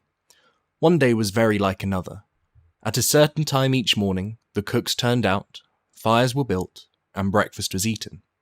Then, while some broke camp, others harnessed the dogs, and they were under way an hour or so before the darkness fell, which gave warning of dawn. At night, camp was made. Some pitched the flies, others cut firewood and pine boughs for the beds, and still others carried water or ice for the cooks. Also, the dogs were fed. To them, this was the one feature of the day, though it was good to loaf around, after the fish was eaten, for an hour or so with the other dogs, of which there were 50 and odd. There were fierce fighters among them, but 3 battles with the fiercest brought Buck to mastery, so that when he bristled and showed his teeth, they got out of his way. Best of all, perhaps, he loved to lie near the fire, hind legs crouched under him, forelegs stretched out in front, head raised and eyes blinking dreamily at the flames. Sometimes he thought of Judge Miller's big house in the sun-kissed Santa Clara Valley, and of the cement-swimming tank, and Isabel, the Mexican hairless, and Toots, the Japanese pug. But oftener he remembered the man in the red sweater, the death of Curly, the great fight with Spitz, and the good things he had eaten or would like to eat. He was not homesick. The Sunland was very dim and distant, and such memories had no power over him. Far more potent were the memories of his heredity that gave things he had never seen before, a seeming familiarity, the instincts, which were but the memories of his ancestors become habits, which had lapsed in later days, and still later, in him, quickened and become alive again. Sometimes as he crouched there, blinking dreamily at the flames, it seemed that the flames were of another fire, and that as he crouched by this other fire, he saw another and different man from the half-breed cook before him. This other man was shorter of leg and longer of arm, with muscles that were stringy and knotty, rather than rounded and swelling. The hair of this man was long and matted, and his head slanted back under it from the eyes. He uttered strange sounds, and seemed very much afraid of the darkness, into which he peered continually, clutching in his hand, which hung midway between knee and foot, a stick with a heavy stone made fast to the end. He was all but naked, a ragged and fire-scorched skin hanging part way down his back, but on his body there was much hair. In some places, across the chest and shoulders, and down the outside of the arms and thighs, it was matted into almost a thick fur. He did not stand erect, but with trunk inclined forward from the hips, on legs that bent at the knees. About his body there was a peculiar springiness, or resiliency, almost cat-like, and a quick alertness of one who lived in perpetual fear of things seen and unseen. At other times, this hairy man squatted by the fire, with head between his legs, and slept. On such occasions, his elbows were on his knees, his hands clasped above his head as though to shed rain by the hairy arms. And beyond that fire, in the circling darkness, Buck could see many gleaming coals, 2 by 2, always 2 by 2, which he knew to be the eyes of great beasts of prey, and he could hear the crashing of their bodies through the undergrowth, and the noises they made in the night. And dreaming there, by the Yukon bank, with lazy eyes blinking at the fire, these sounds and sights of another world would make the hair to rise along his back, and stand on end across his shoulders and up his neck, till he whimpered low and suppressedly, or growled softly, and the half-breed cook shouted at him, "Hey you, Buck, wake up!" Whereupon the other world would vanish and the real world come into his eyes, and he would get up and yawn and stretch as though he had been asleep. It was a hard trip with the mail behind them, and the heavy work wore them down. They were short of weight and in poor condition when they made Dawson, and should have had a 10 days or a week's rest at least, but in 2 days' time they dropped down the Yukon bank from the barracks, loaded with letters for the outside.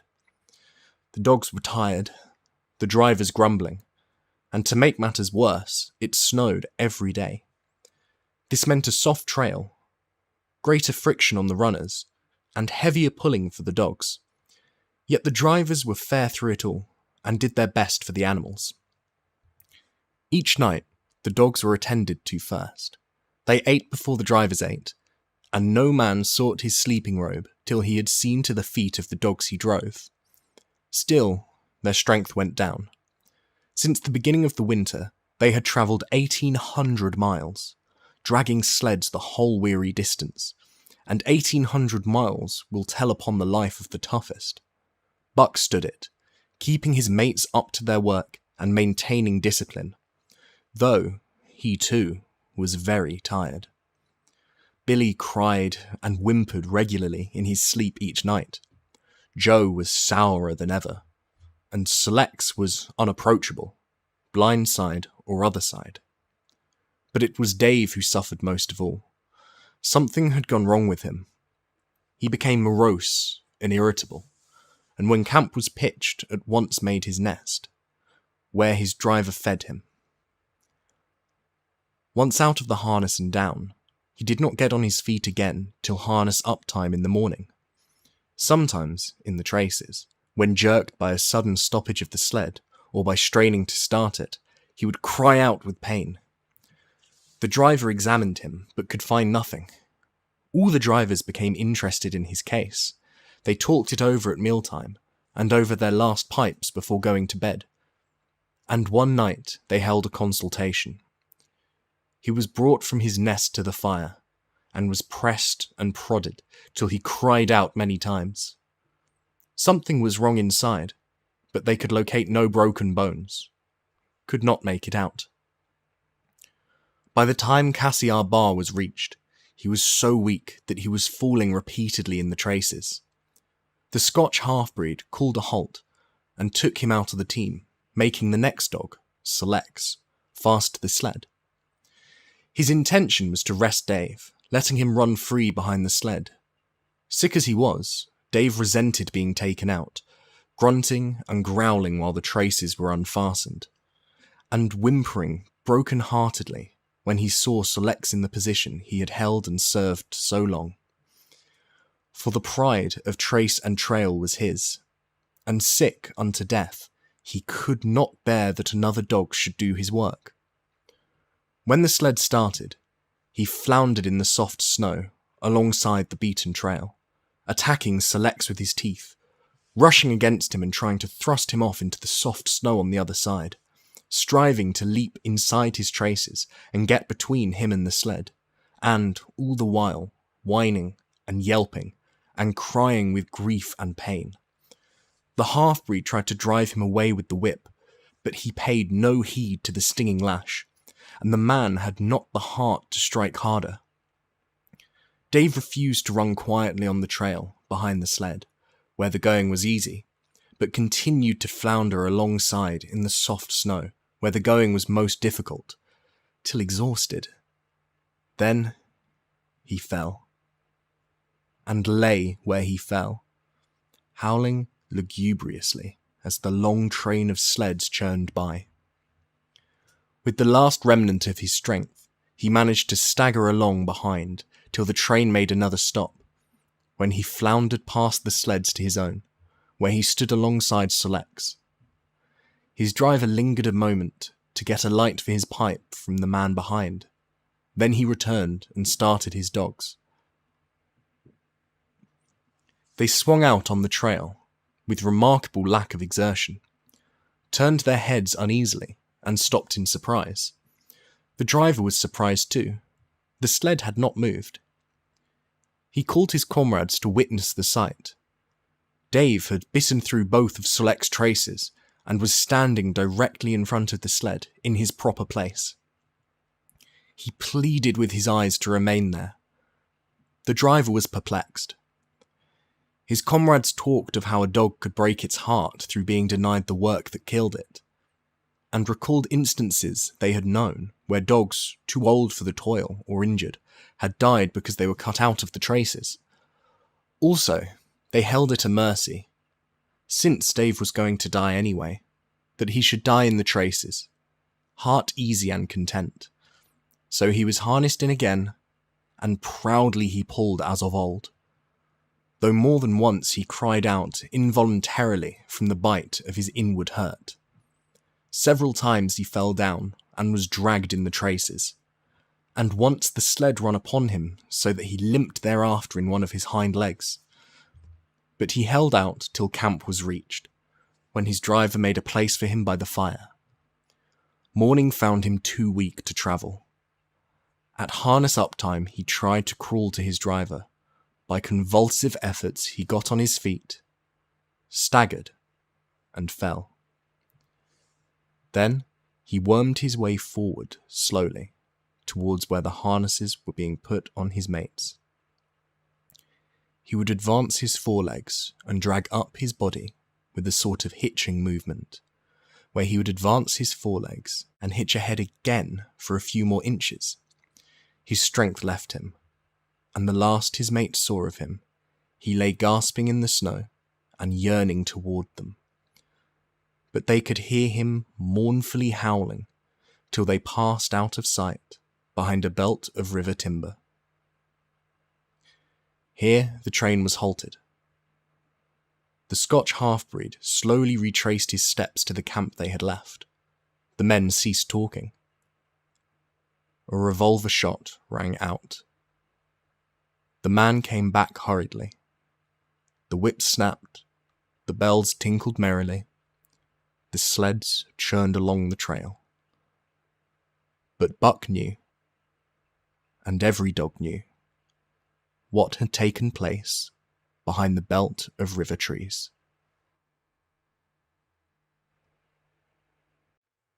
Chapter 5.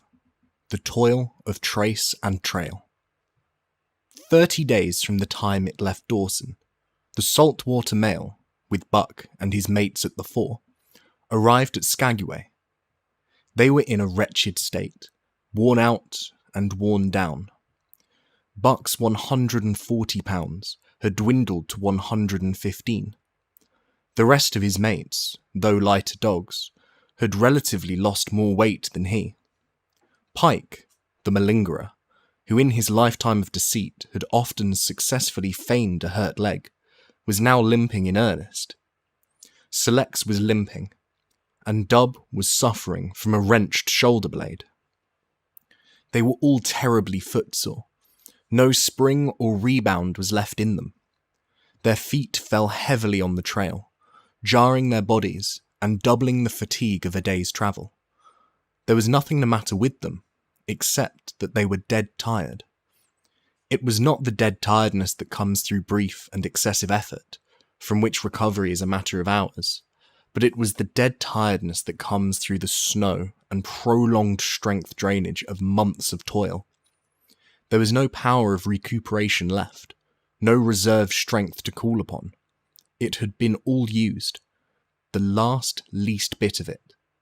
Every muscle, every fibre, every cell was tired, dead tired, and there was reason for it. In less than 5 months, they had travelled 2,500 miles, during the last 1,800 of which they had had but 5 days' rest. When they arrived at Skagway, they were apparently on their last legs. They could barely keep the traces taut, and on the downgrades had just managed to keep out of the way of the sled. "Mush on, poor sore feets," the driver encouraged them as they tottered down the main street of Skagway. "This is the last, then we get one long rest, eh? For sure, one bully long rest." The drivers confidently expected a long stopover. Themselves, they had covered 1,200 miles with 2 days' rest, and in the nature of reason and common justice, they deserved an interval of loafing. But so many were the men who had rushed into the Klondike, and so many were the sweethearts, wives, and kin that had not rushed in, that the congested mail was taking on alpine proportions. Also, there were official orders. Fresh batches of Hudson Bay dogs were to take the places of those worthless for the trail. The worthless ones were to be got rid of. And, since dogs count for little against dollars, they were to be sold. 3 days passed, by which time Buck and his mates found how really tired and weak they were. Then, on the morning of the 4th day, 2 men from the States came along and bought them, harness and all, for a song. The men addressed each other as Hal and Charles. Charles was a middle-aged, lightish-coloured man, with weak and watery eyes, and a moustache that twisted fiercely and vigorously up, giving the lie to the limply drooping lip it concealed. Hal was a youngster of 19 or 20, with a big Colt's revolver and a hunting knife strapped about him on a belt that fairly bristled with cartridges. This belt was the most salient thing about him. It advertised his callowness, a callowness sheer and unutterable. Both men were manifestly out of place, and why such as they should adventure the north is part of the mystery of things that passes understanding. Buck heard the chaffering, saw the money pass between the man and the government agent, and knew that the Scotch half-breed and the mail train drivers were passing out of his life on the heels of Perrault and Francois and the others who had gone before. When driven with his mates to the new owner's camp, Buck saw a slipshod and slovenly affair. Tent half-stretched, dishes unwashed, everything in disorder. Also, he saw a woman. Mercedes, the men called her. He was Charles's wife and Hal's sister. A nice family party. Buck watched them apprehensively as they proceeded to take down the tent and load the sled. There was a great deal of effort about their manner, but no businesslike method. The tent was rolled into an awkward bundle, 3 times as large as it should have been. The tin dishes were packed away, unwashed. Mercedes continually fluttered in the way of her men, and kept up an unbroken chattering of remonstrance and advice. When they put a clothes sack on the front of the sled, she suggested it should go on the back. And when they had put it on the back, and covered it over with a couple of other bundles, she discovered overlooked articles which could abide nowhere else but in that very sack, and they unloaded again. 3 men from a neighbouring tent came out and looked on grinning and winking at one another. "You've got a right smart load as it is," said one of them. "And it's not me should tell you your business, but I wouldn't tote that tongue along if I was you." "Undreamed of!" cried Mercedes, throwing up her hands in dainty dismay. "However in the world could I manage without a tent?" "It's springtime, and you won't get any more cold weather," the man replied. She shook her head decidedly, and Charles and Hal put the last odds and ends on top of the mountainous load. "Think it'll ride?" one of the men asked. "Why shouldn't it?" Charles demanded rather shortly. "Oh, that's all right, the man hastened meekly to say. "I was just a-wondering, that is all. It seemed a mite top-heavy." Charles turned his back and drew the lashings down as well as he could, which was not in the least well. And of course the dogs can hike along all day with that contraption behind them, affirmed a second of the men. Certainly, said Hal with freezing politeness, taking hold of the G-pole with one hand and swinging his whip from the other. Mush, he shouted. Mush on there! The dogs sprang against the breastbands, strained hard for a few moments, then relaxed. They were unable to move the sled. The lazy brutes! I'll show 'em! He cried, preparing to lash out at them with the whip. But Mercedes interfered, crying, "Oh, Hal, you mustn't!" as she caught hold of the whip and wrenched it from him. The poor dears! Now you must promise you won't be harsh with them for the rest of the trip, or I won't go a step. Precious lot you know about dogs, her brother sneered. And I wish you'd leave me alone. They're lazy, I tell you, and you've got to whip them to get anything out of them. That's their way. You ask anyone. Ask one of those men. Mercedes looked at them imploringly, untold repugnance at sight of pain written in her pretty face. They're weak as water, if you want to know, came the reply from one of the men. Plumb tuckered out. That's what's the matter. They need a rest. Rest be blanked, said Hal, with his beardless lips. And Mercedes said, "Oh!" in pain and sorrow at the oath. But she was a clannish creature, and rushed at once to the defence of her brother. "Never mind that, man," she said pointedly. "You're driving our dogs, and you do what you think best with them." Again, Hal's whip fell upon the dogs. They threw themselves against the breastbands, dug their feet into the packed snow, got down low to it, and put forth all their strength. The sled held as though it were an anchor.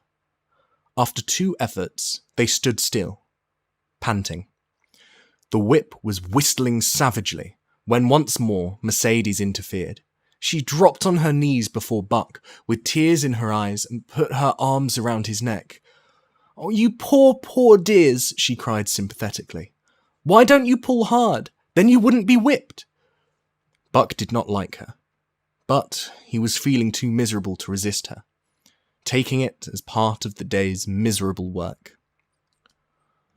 One of the onlookers, who had been clenching his teeth to suppress hot speech, now spoke up.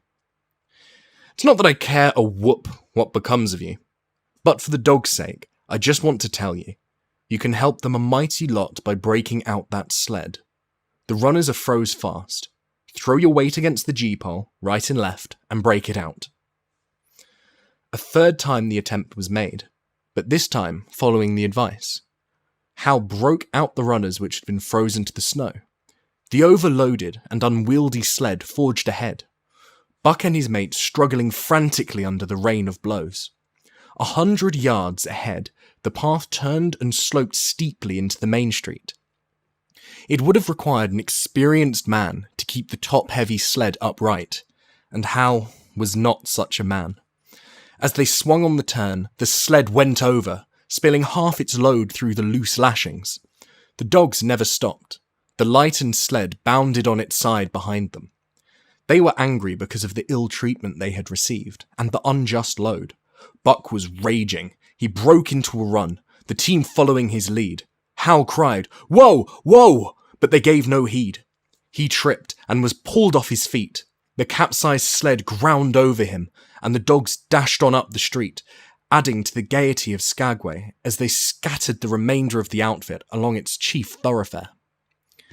Kind-hearted citizens caught the dogs and gathered up the scattered belongings.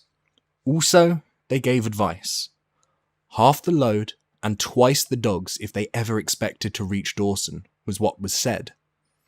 Hal and his sister and brother-in-law listened unwillingly, pitched tent, and overhauled the outfit. Canned goods were turned out that made men laugh, for canned goods on the long trail is a thing to dream about. "Blankets for a hotel," quoth one of the men who laughed and helped. "Half as many is too much. Get rid of them, throw away that tent, and all those dishes. Who's going to wash them anyway? Good Lord, do you think you're travelling on a Pullman?" And so it went. the inexorable elimination of the superfluous. Mercedes cried when her clothes bags were dumped on the ground and article after article was thrown out. She cried in general, and she cried in particular over each discarded thing.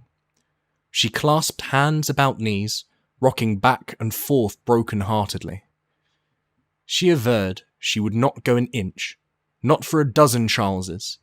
She appealed to everybody and to everything, finally wiping her eyes and proceeding to cast out even articles of apparel that were imperative necessaries. And in her zeal, when she had finished with her own, she attacked the belongings of her men and went through them like a tornado. This accomplished, the outfit, though cut in half, was still a formidable bulk. Charles and Hal went out in the evening and bought 6 outside dogs. These, added to the 6 of the original team, Antique and Kuna, the huskies obtained at the Rink Rapids on the record trip, brought the team up to 14. But the outside dogs, though practically broken in since their landing, did not amount to much. 3 were short-haired pointers, 1 was a Newfoundland, and the other 2 were mongrels of indeterminate breed. They did not seem to know anything, these newcomers. Buck and his comrades looked upon them with disgust, and though he speedily taught them their places and what not to do, he could not teach them what to do. They did not take kindly to trace and trail. With the exception of the 2 mongrels, they were bewildered and spirit-broken by the strange, savage environment in which they found themselves and by the ill treatment they had received. The 2 mongrels were without spirit at all. Bones were the only thing breakable about them. With the newcomers, hopeless and forlorn, and the old team worn out by 2,500 miles of continuous trail, the outlook was anything but bright. The 2 men, however, were quite cheerful, and they were proud too. They were doing the thing in style, with 14 dogs.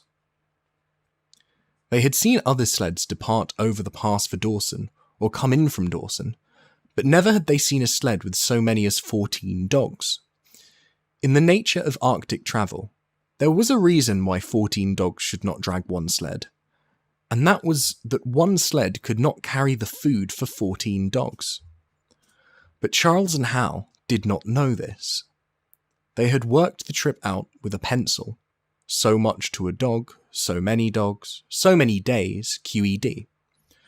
Mercedes looked over their shoulders and nodded comprehensively. It was all so very simple. Late next morning, Buck led the long team up the street. There was nothing lively about it, no snap or go in him and his fellows. They were starting dead wary. 4 times he had covered the distance between Saltwater and Dawson, and the knowledge that, jaded and tired, he was facing the same trail once more, made him bitter. His heart was not in the work, nor was the heart of any dog. The outsides were timid and frightened, the insides without confidence in their masters. Buck felt vaguely that there was no depending on these 2 men and the woman. They did not know how to do anything, and as the days went by, it became apparent that they could not learn. They were slack in all things, without order or discipline. It took them half the night to pitch a slovenly camp, and half the morning to break that camp and get the sled loaded in fashion so slovenly that for the rest of the day they were occupied in stopping and rearranging the load. Some days they did not make 10 miles. On other days they were unable to get started at all, and on no day did they succeed in making more than half the distance used by the men as a basis in their dog food computation. It was inevitable that they should go short on dog food, but they hastened it by overfeeding, bringing the day nearer when underfeeding would commence. The outside dogs, whose digestion had not been trained by chronic famine to make the most of little, had voracious appetites, and when, in addition to this, the worn-out huskies pulled weakly, Hal decided that the orthodox ration was too small. He doubled it. And to cap it all, when Mercedes, with tears in her pretty eyes and a quaver in her throat, could not cajole him into giving the dogs still more, She stole from the fish sacks and fed them slyly. But it was not food that Buck and the huskies needed, but rest. And though they were making poor time, the heavy load they dragged sapped their strength severely. Then came the underfeeding. Hal awoke one day to the fact that the dog food was half gone, and the distance only quarter covered. Further, for that love or money, no additional dog food was to be obtained, so he cut down even the orthodox ration and tried to increase the day's travel. His sister and brother-in-law seconded him, but they were frustrated by their heavy outfit and their own incompetence. It was a simple matter to give the dogs less food, but it was impossible to make the dogs travel faster, while their own inability to get underway earlier in the morning prevented them from travelling longer hours. Not only did they not know how to work dogs, but they did not know how to work themselves. The first to go was Dub. Poor blundering thief that he was, always getting caught and punished. He had nonetheless been a faithful worker. His wrenched shoulder blade, untreated and unrested, went from bad to worse, till finally Hal shot him with the big Colt's revolver. It is a saying of the country that an outside dog starves to death on the ration of the husky, so the 6 outside dogs under Buck could do no less than die on half the ration of a husky. The Newfoundland went first, followed by the 3 short-haired pointers, the 2 mongrels hanging more grittily onto life, but going in the end. By this time, all the amenities and gentleness of the Southland had fallen away from the 3 people.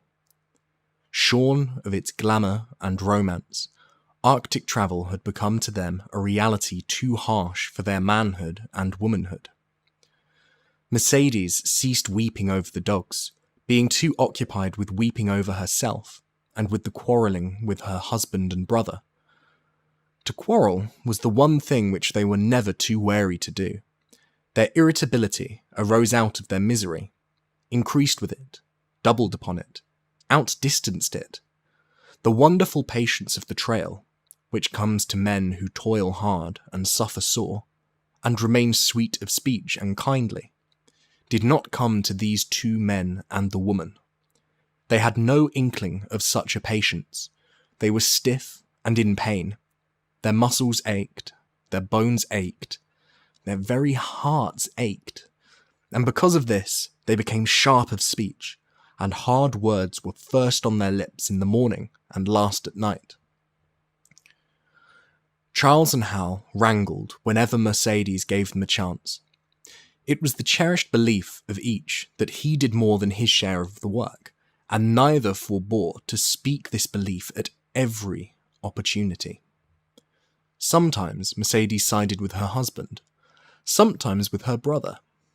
The result was a beautiful and unending family quarrel, starting from a dispute as to which should chop a few sticks for a fire, a dispute which concerned only Charles and Hal, presently would be lugged in the rest of the family. Fathers, mothers, uncles, cousins, people thousands of miles away, and some of them dead. That Hal's views on art, or the sort of society plays his mother's brother wrote, should have anything to do with the chopping of a few sticks of firewood passes comprehension. Nevertheless, the quarrel was as likely to tend in that direction as in the direction of Charles's political prejudices. And that Charles's sister's tale-bearing tongue should be relevant to the building of a Yukon fire was apparent only to Mercedes, who disburdened herself of copious opinions upon that topic, and incidentally upon a few other traits unpleasantly peculiar to her husband's family. In the meantime, the fire remained unbuilt, the camp half-pitched, and the dogs unfed. Mercedes nursed a special grievance, the grievance of sex. She was pretty and soft, and had been chivalrously treated all her days, but the present treatment by her husband and brother was everything save chivalrous. It was her custom to be helpless, They complained, upon which impeachment of what to her was most essential sex prerogative, she made their lives unendurable. She no longer considered the dogs, and because she was sore and tired, she persisted in riding on the sled. She was pretty and soft, but she weighed 120 pounds, a lusty last straw to the load dragged by the weak and starving animals. She rode for days, till they fell in the traces and the sled stood still. Charles and Hal begged her to get off and walk, pleaded with her, entreated, the while she wept and importuned heaven with a recital of their brutality. On one occasion, they took her off the sled by main strength. They never did it again. She let her legs go limp like a spoiled child and sat down on the trail. They went on their way, but she did not move. After they had travelled 3 miles, they unloaded the sled, came back for her, and by main strength put her on the sled again. In the excess of their own misery, they were callous to the suffering of the animals. Hal's theory, which he practiced on others, was that one must get hardened. He had started out preaching it to his sister and brother-in-law. Failing there, he hammered it into the dogs with a club. At the 5 fingers, the dogs' food gave out, and a toothless old squaw offered to trade them a few pounds of frozen horsehide for the Colt's revolver that kept the big hunting knife company at Hal's hip. A poor substitute for food was this hide, just as it had been stripped from the starved horses of the cattlemen 6 months back. In its frozen state, it was more like strips of galvanized iron, and when a dog wrestled it into his stomach, it thawed into thin and innutritious leathery strings, and into a mass of short hair, irritating and indigestible. And through it all, Buck staggered along at the head of the team, as in a nightmare. He pulled when he could no longer pull he fell down, and remained down till blows from whip or club drove him to his feet again. All the stiffness and gloss had gone out of his beautiful furry coat. The hair hung down, limp and draggled, or matted with dried blood where Hal's club had bruised him. His muscles had wasted away to knotty strings, and the flesh pads had disappeared, so that each rib and every bone in his frame were outlined cleanly through the loose hide that was wrinkled in folds of emptiness. It was heartbreaking. Only Buck's heart was unbreakable.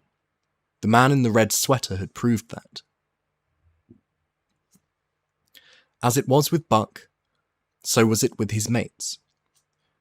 They were perambulating skeletons. There were 7 altogether, including him. In their very great misery, they had become insensible to the bite of the lash or the bruise of the club.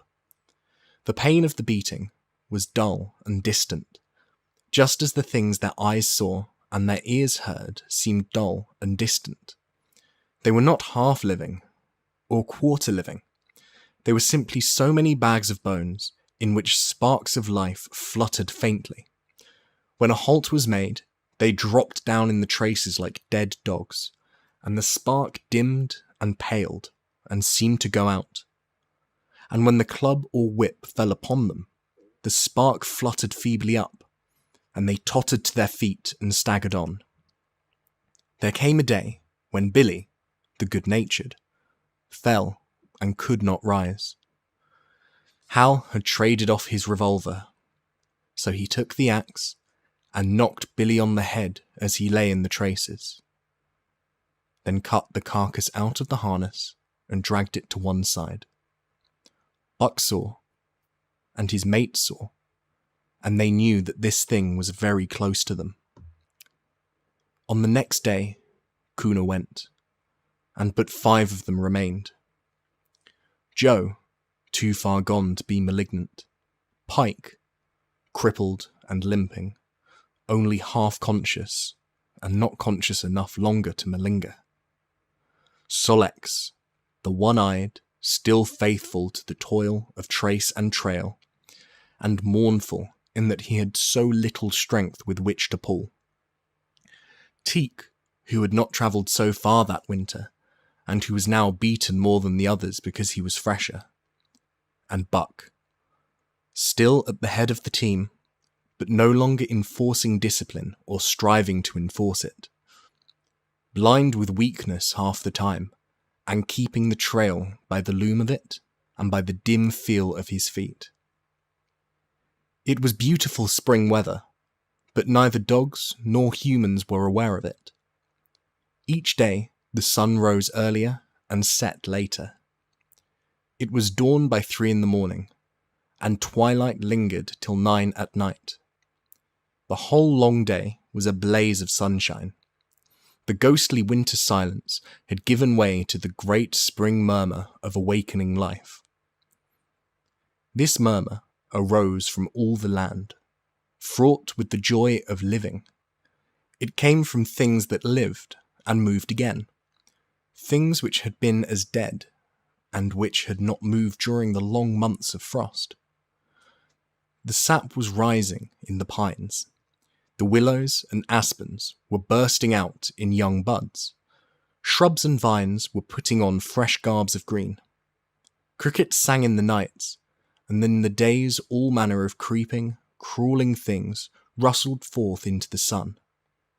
Partridges and woodpeckers were booming and knocking in the forest. Squirrels were chattering, birds singing, and overhead honked the wild fowl driving up from the south in cunning wedges that split the air. From every hill slope came the trickle of running water, the music of unseen fountains. All things were thawing, bending, snapping. The Yukon was straining to break loose the ice that bound it down.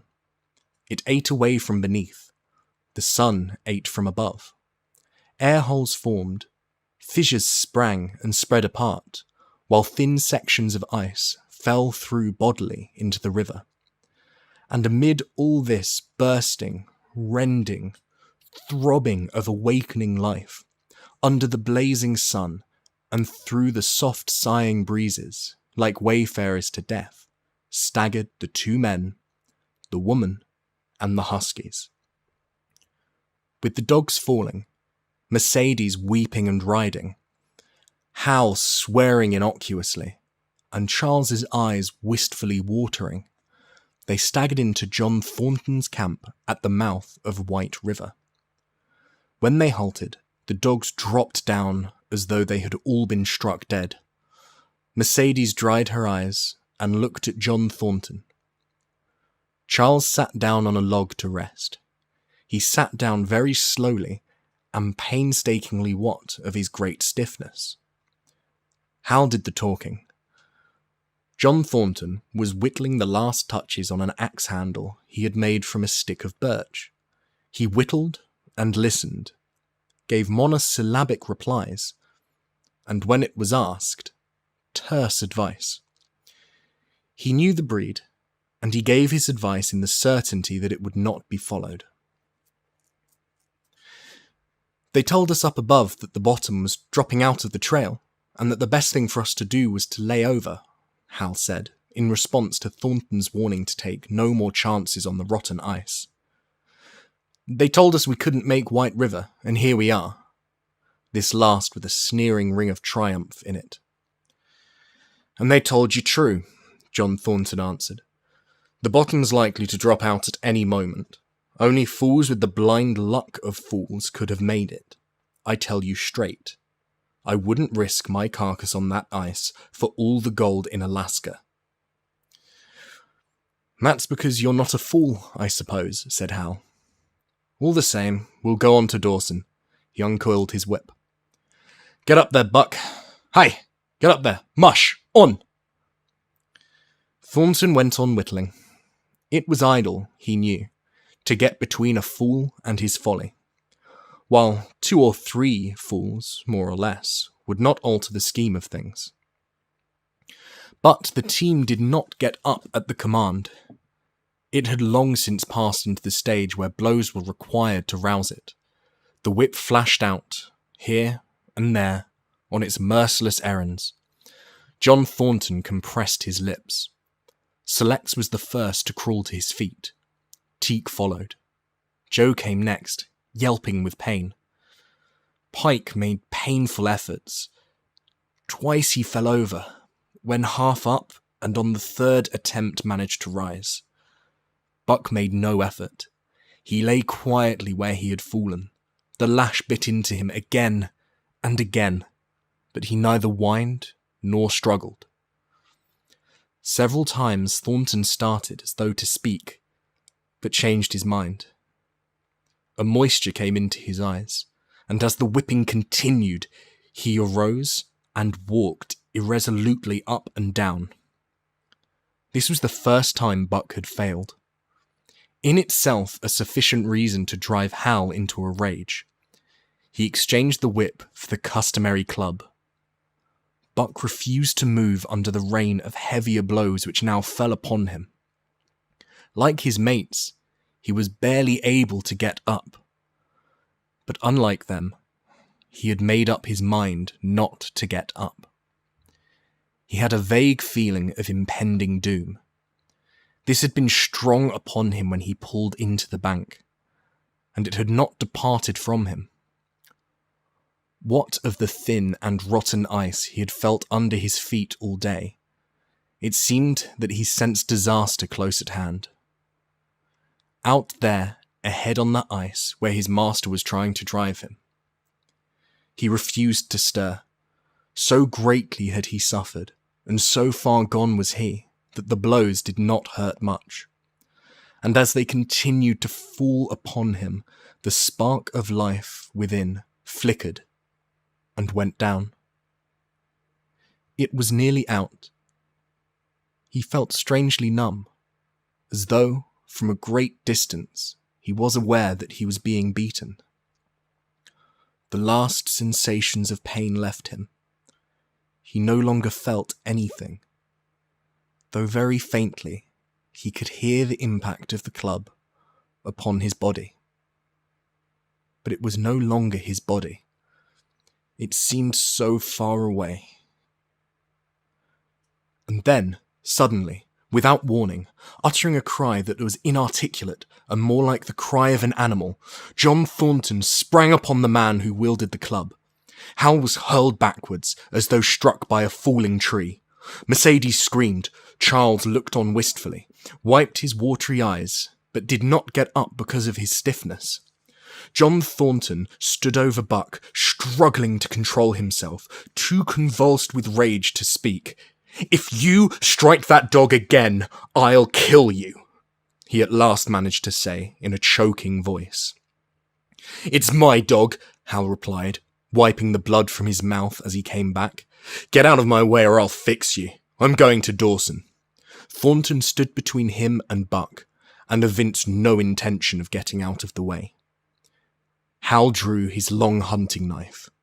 Mercedes screamed, cried, laughed, and manifested the chaotic abandonment of hysteria. Thornton rapped Hal's knuckles with the axe handle, knocking the knife to the ground. He rapped his knuckles again as he tried to pick it up.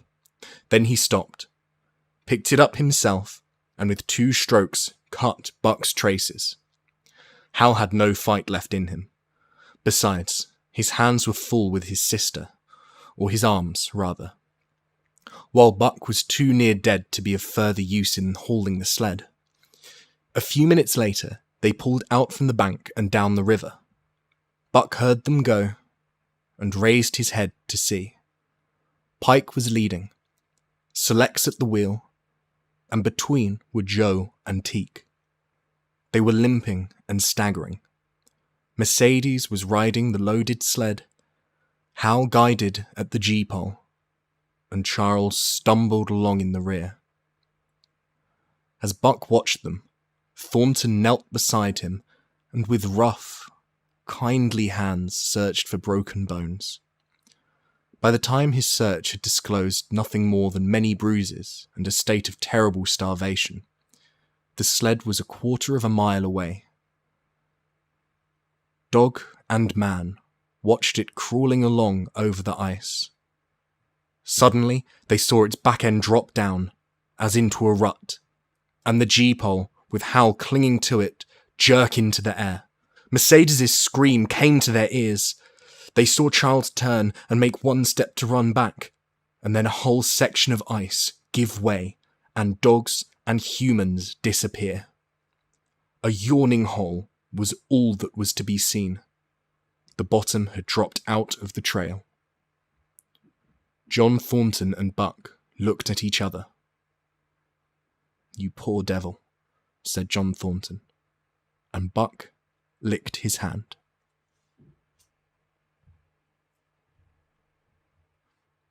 Chapter 6. For the Love of a Man. When John Thornton froze his feet in the previous December, his partners had made him comfortable and left him to get well, going on themselves up the river to get out a raft of saw logs for Dawson. He was still limping slightly at the time he rescued Buck, but with the continued warm weather, even the slight limp left him.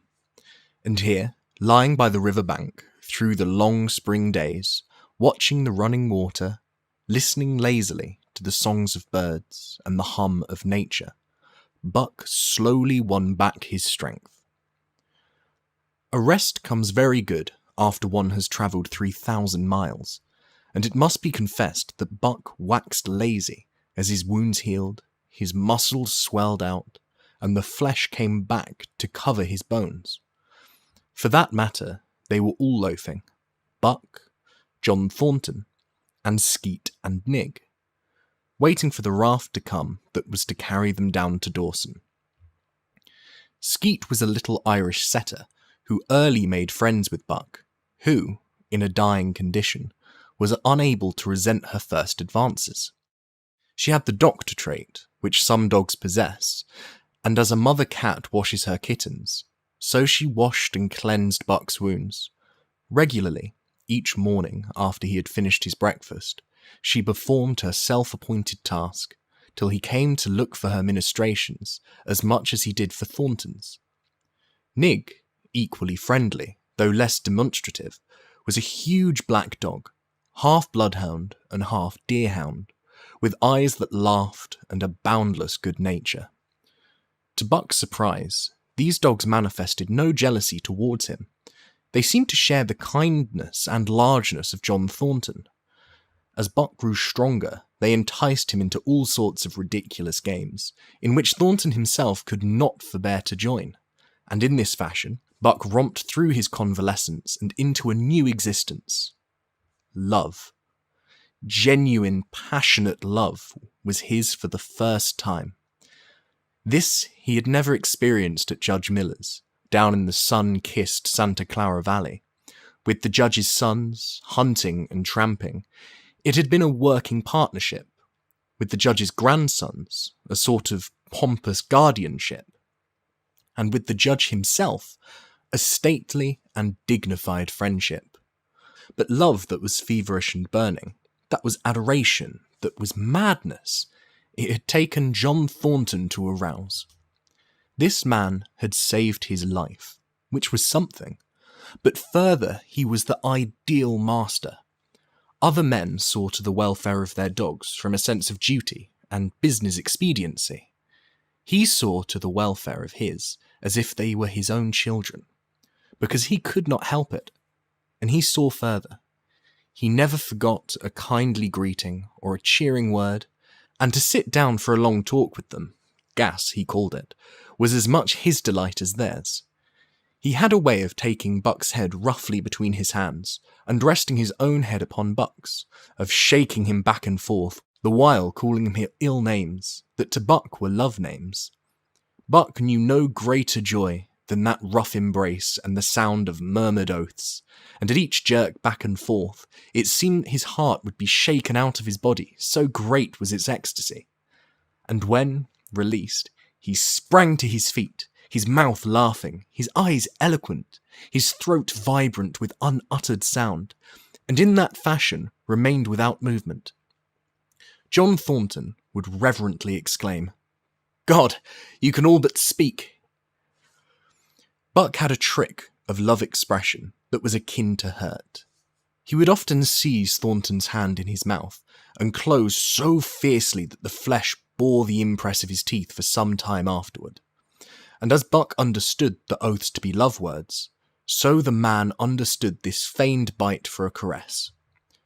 For the most part, however, Buck's love was expressed in adoration, while he went wild with happiness. When Thornton touched him or spoke to him, he did not seek these tokens.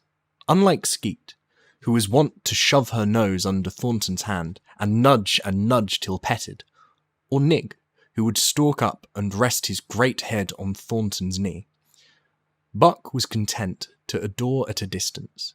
He would lie by the hour, eager, alert, at Thornton's feet, looking up into his face, dwelling upon it, studying it, following with keenest interest or fleeting expression each movement or change of feature, or, as chance might have it, he would lie further away, to the side or rear, watching the outlines of the man and the occasional movements of his body.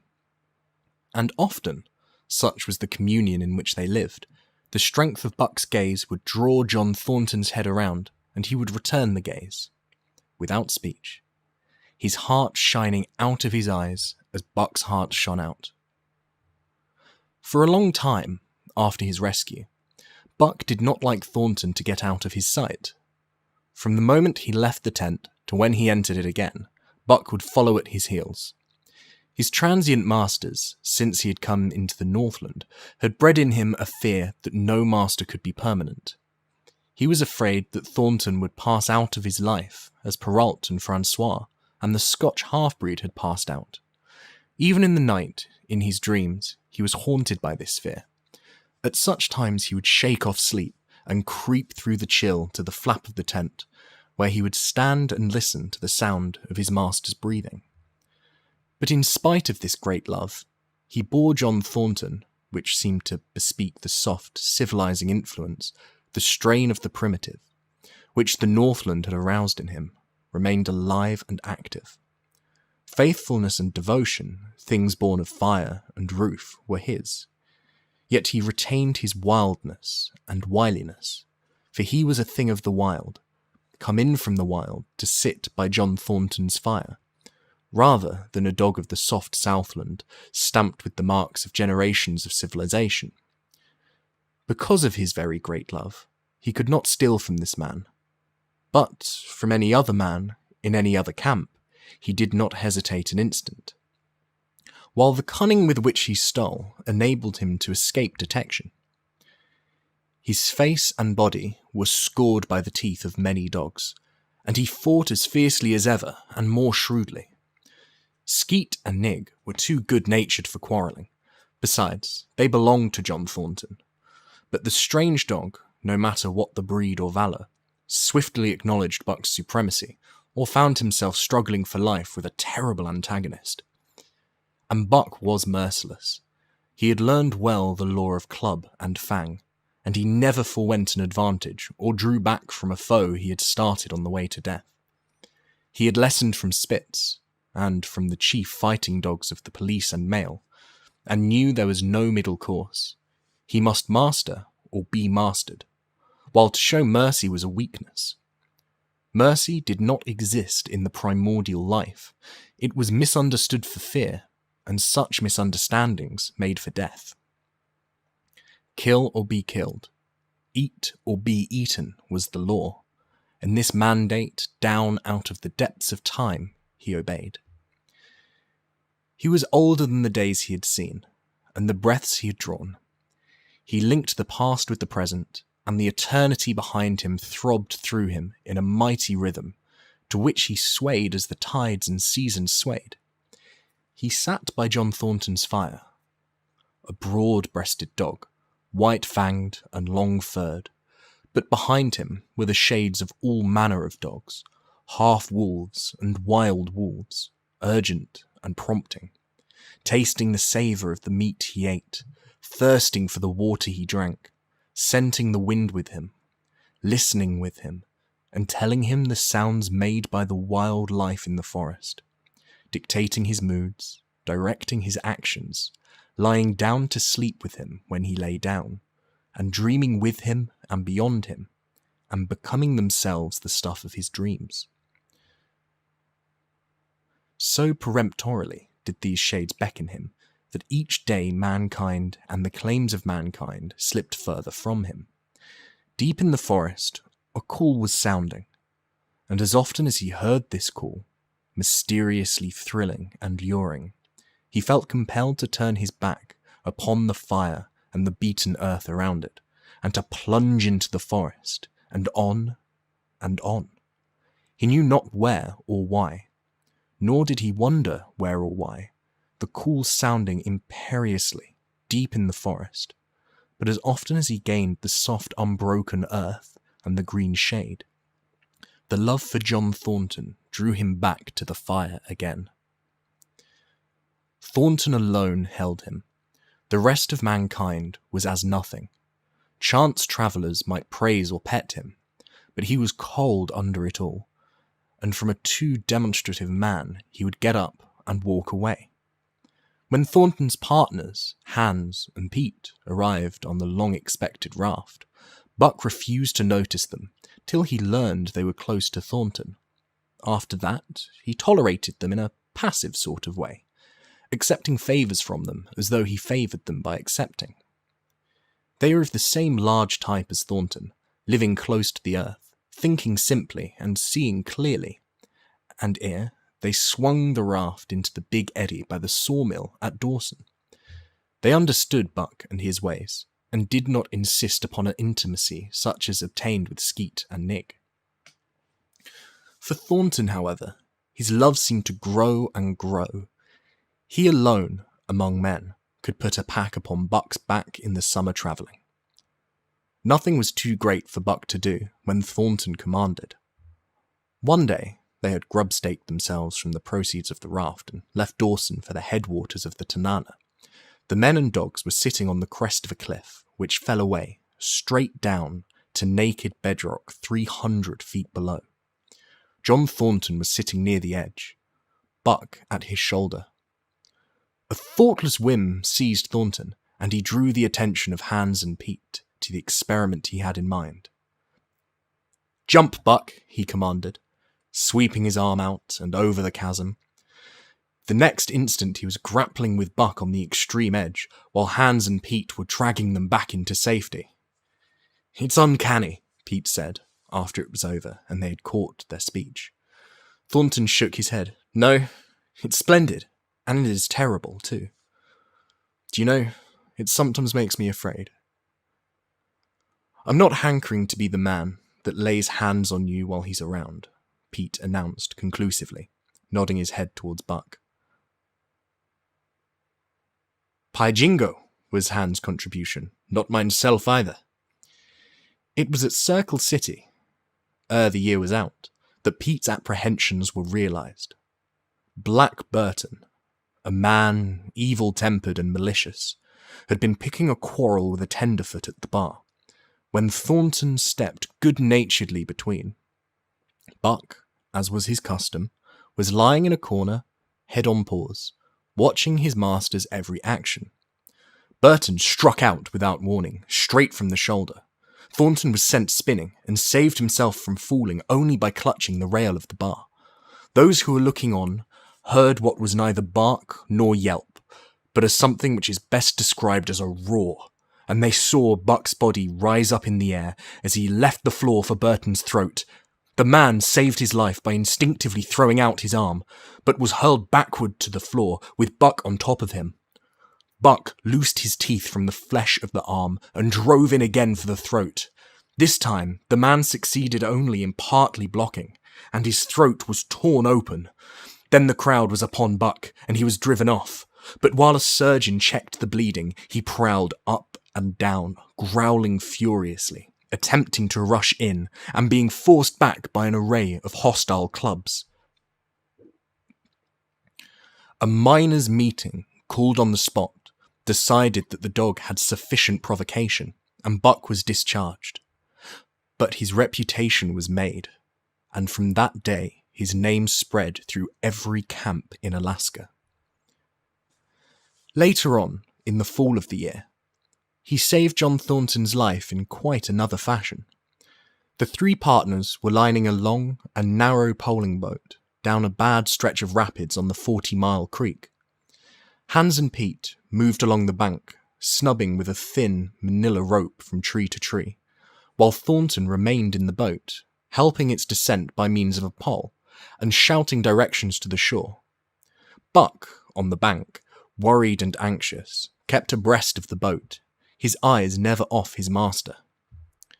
At a particularly bad spot, where a ledge of barely submerged rocks jutted out into the river, Hans cast off the rope, and, while Thornton poled the boat out into the stream, ran down the bank with the end in his hand to snub the boat when it had cleared the ledge.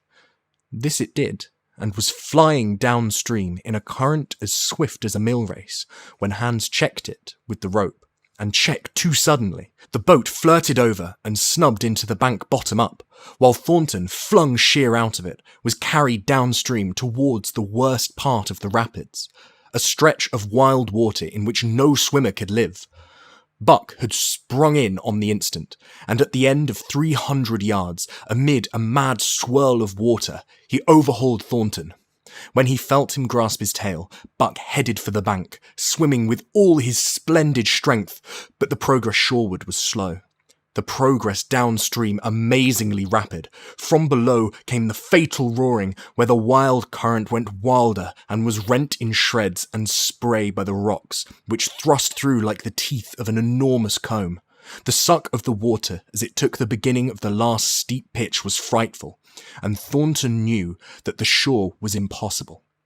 He scraped furiously over a rock, bruised across a second, and struck a third with a crushing force. He clutched its slippery top with both hands, releasing Buck, and above the roar of the churning water shouted, "Go, Buck, go!"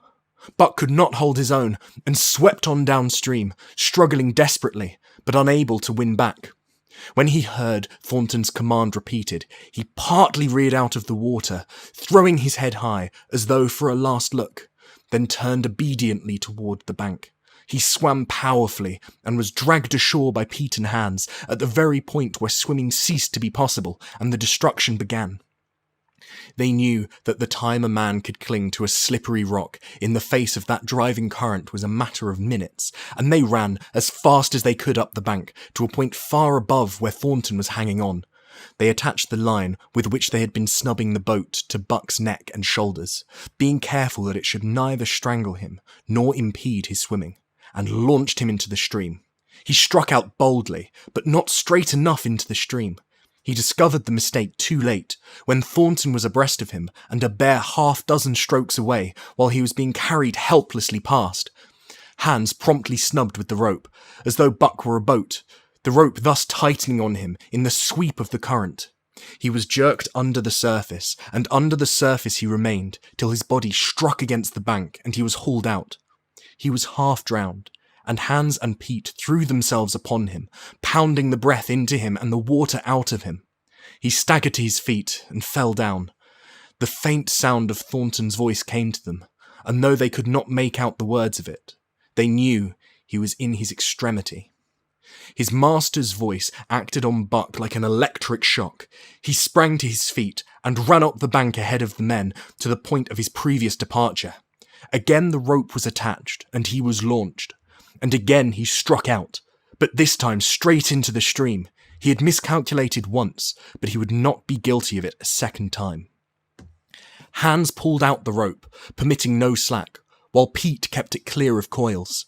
Buck held on till he was on a line straight above Thornton. Then he turned, and with the speed of an express train headed down upon him.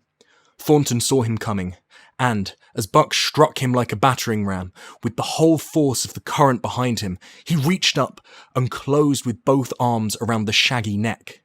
Hans snubbed the rope around the tree, and Buck and Thornton were jerked under the water, strangling, suffocating, sometimes one uppermost and sometimes the other, dragging over the jagged bottom, smashing against rocks and snags. They veered into the bank.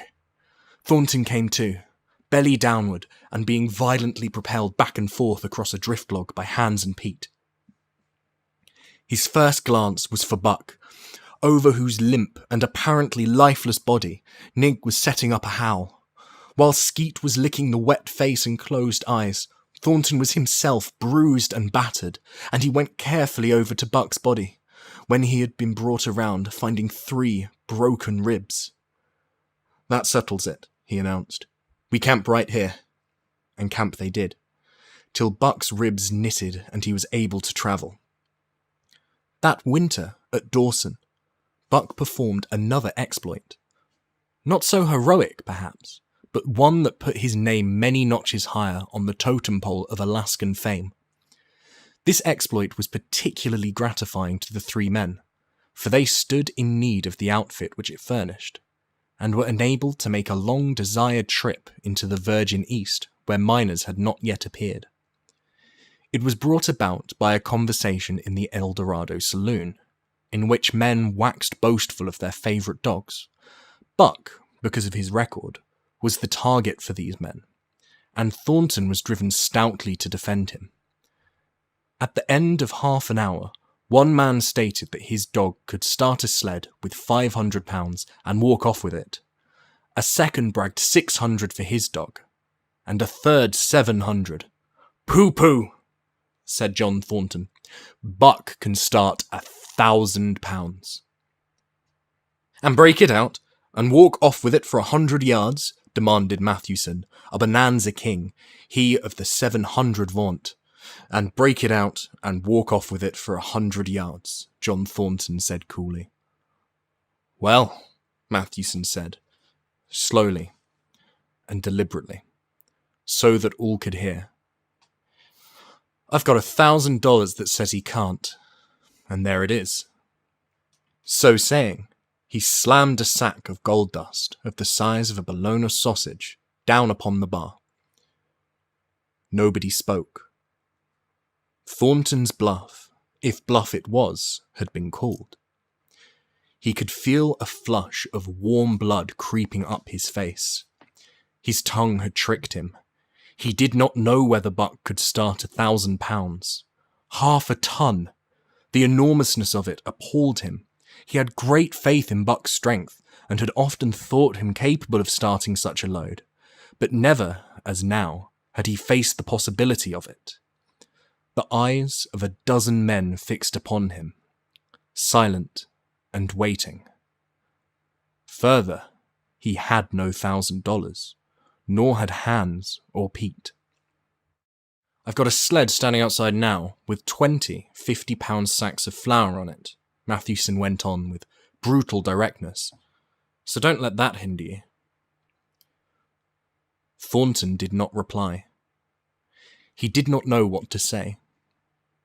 He glanced from face to face, in the absent way of a man who has lost the power of thought, and is seeking somewhere to find the thing that will start it going again. The face of Jim O'Brien, a Mastodon king and old-time comrade, caught his eyes. It was as a cue to him, seeming to rouse him to do what he would never have dreamed of doing. "Can you lend me 1,000? he asked, almost in a whisper. "Sure," answered O'Brien, thumping down a plethoric sack by the side of Mathewson's. "Though it's little faith I'm having, John, that the beast can do the trick." The El Dorado emptied its occupants into the street to see the test. The tables were deserted, and the dealers and gamekeepers came forth to see the outcome of the wager and to lay odds. Several hundred men, furred and mittened, banked around the sled within easy distance. Mathewson's sled, loaded with 1,000 pounds of flour, had been standing for a couple of hours, and in the intense cold, it was 60 below zero, the runners had frozen fast to the hard-packed snow. Men offered odds of 2 to 1 that Buck could not budge the sled.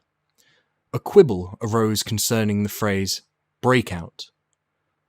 O'Brien contended it was Thornton's privilege to knock the runners loose, leaving Buck to break it out from a dead standstill. Mathewson insisted that the phrase included breaking the runners from the frozen grip of the snow. A majority of the men who had witnessed the making of the bet decided in his favour, whereat the odds went up to 3-1 against Buck. There were no takers. Not a man believed him capable of the feat. Thornton had been hurried into the wager, heavy with doubt, and now that he looked at the sled itself, the concrete fact, with the regular team of 10 dogs curled up in the snow before it, the more impossible the task appeared. Matthewson waxed jubilant. 3-1, he proclaimed. I'll lay you another 1,000 at that figure, Thornton. What do you say? Thornton's doubt was strong in his face, but his fighting spirit was aroused. The fighting spirit that soars above odds, fails to recognize the impossible, and is deaf to all, save the clamour for battle. He called Hans and Pete to him. Their sacks were slim, and with his own, the 3 partners could rake together only $200. In the ebb of their fortunes, this sum was their total capital. Yet they laid it unhesitatingly against Matthewson's 600. The team of 10 dogs was unhitched, and Buck, with his own harness, was put into the sled. He had caught the contagion of the excitement, and he felt that in some way he must do a great thing for John Thornton. Murmurs of admiration at his splendid appearance went up. He was in perfect condition, without an ounce of superfluous flesh, and 150 pounds that he weighed were so many pounds of grit and virility. His furry coat shone with the sheen of silk. Down the neck and across the shoulders, his mane, in repose as it was, half bristled and seemed to lift with every movement, as though excess of vigour made each particular hair alive and active. The great breast and heavy forelegs were no more than in proportion with the rest of the body, where the muscles showed in tight rolls underneath the skin. Men felt these muscles and proclaimed them hard as iron, and the odds went down to 2-1. "Gad, sir! Gad, sir!" stuttered a member of the latest dynasty, a king of the Skookum benches. "I offer you 800 for him, sir, before the test. Sir, 800 just as he stands." Thornton shook his head and stepped to Buck's side. "You must stand off from him," Matthewson protested. "Free play and plenty of room." The crowd fell silent. Only could be heard the voices of the gamblers vainly offering 2-1. Everybody acknowledged Buck a magnificent animal, but 20-50-pound sacks of flour bulked too large in their eyes for them to loosen their pouch strings. Thornton knelt down by Buck's side. He took his hand in 2 hands and rested cheek on cheek. He did not playfully shake him, as was his wont, or murmur soft love curses, but he whispered in his ear. "As you love me, Buck. As you love me," was what he whispered. Buck whined with suppressed eagerness. The crowd was watching curiously. The affair was growing mysterious. It seemed like a conjuration. As Thornton got to his feet, Buck seized his mittened hand between his jaws, pressing in with his teeth and releasing slowly, half reluctantly. It was the answer in terms not of speech, but of love. Thornton stepped well back. "Now, Buck," he said. Buck tightened the traces, then slacked them for a matter of several inches. It was the way he had learned. "Gee!" Thornton's voice rang out, sharp in the tense silence. Buck swung to the right, ending the movement in a plunge that took up the slack, and with a sudden jerk arrested his 150 pounds. The load quivered, and from under the runners arose a crisp crackling. "Ha!" Thornton commanded. Buck duplicated the manoeuvre, this time to the left. The crackling turned into a snapping, the sled pivoting, and the runners slipping and grating several inches to the side. The sled was broken out. Men were holding their breaths, intensely unconscious of the fact. Now, "Mush!"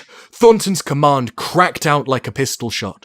Buck threw himself forward, tightening the traces with a jarring lunge. His whole body was gathered compactly together in the tremendous effort, the muscles writhing and knotting like live things under the silky fur. His great chest was low to the ground, his head forward and down, while his feet were flying like mad, the claws scarring the hard-packed snow in parallel grooves. The sled swayed and trembled, half started forward. One of his feet slipped, and one man groaned aloud. Then the sled lurched ahead in what appeared a rapid succession of jerks, though it never really came to a dead stop again. Half an inch, 2 inches. The jerks perceptibly diminished as the sled gained momentum. He caught them up till it was moving steadily along. Men gasped and began to breathe again, unaware that, for a moment, they had ceased to breathe. Thornton was running behind, encouraging Buck with short, cheery words. The distance had been measured off, and he neared the pile of firewood which marked the end of the 100 yards. A cheer began to grow and grow, which burst into a roar as he passed the firewood and halted at command. Every man was tearing himself loose, even Matthewson. Hats and mittens were flying in the air, men were shaking hands, it did not matter with whom, and bubbling over in a general incoherent babble. But Thornton fell on his knees beside Buck. Head was against head, and he was shaking him back and forth. Those who hurried up heard him cursing Buck, and he cursed him long and fervently and softly and lovingly. Gad, sir, spluttered the Skookum Bench King. I'll give you 1,000 for him, sir. 1,000, sir. 1,200, sir. Thornton rose to his feet. His eyes were wet. The tears were streaming frankly down his cheeks. Sir, he said to the Skookum Bench King. No, sir. You can go to hell, sir. It's the best I can do for you, sir. Buck seized Thornton's hand in his teeth. Thornton shook him back and forth as though animated by a common impulse. The onlookers drew back to a respectful distance. Nor were they again indiscreet enough to interrupt.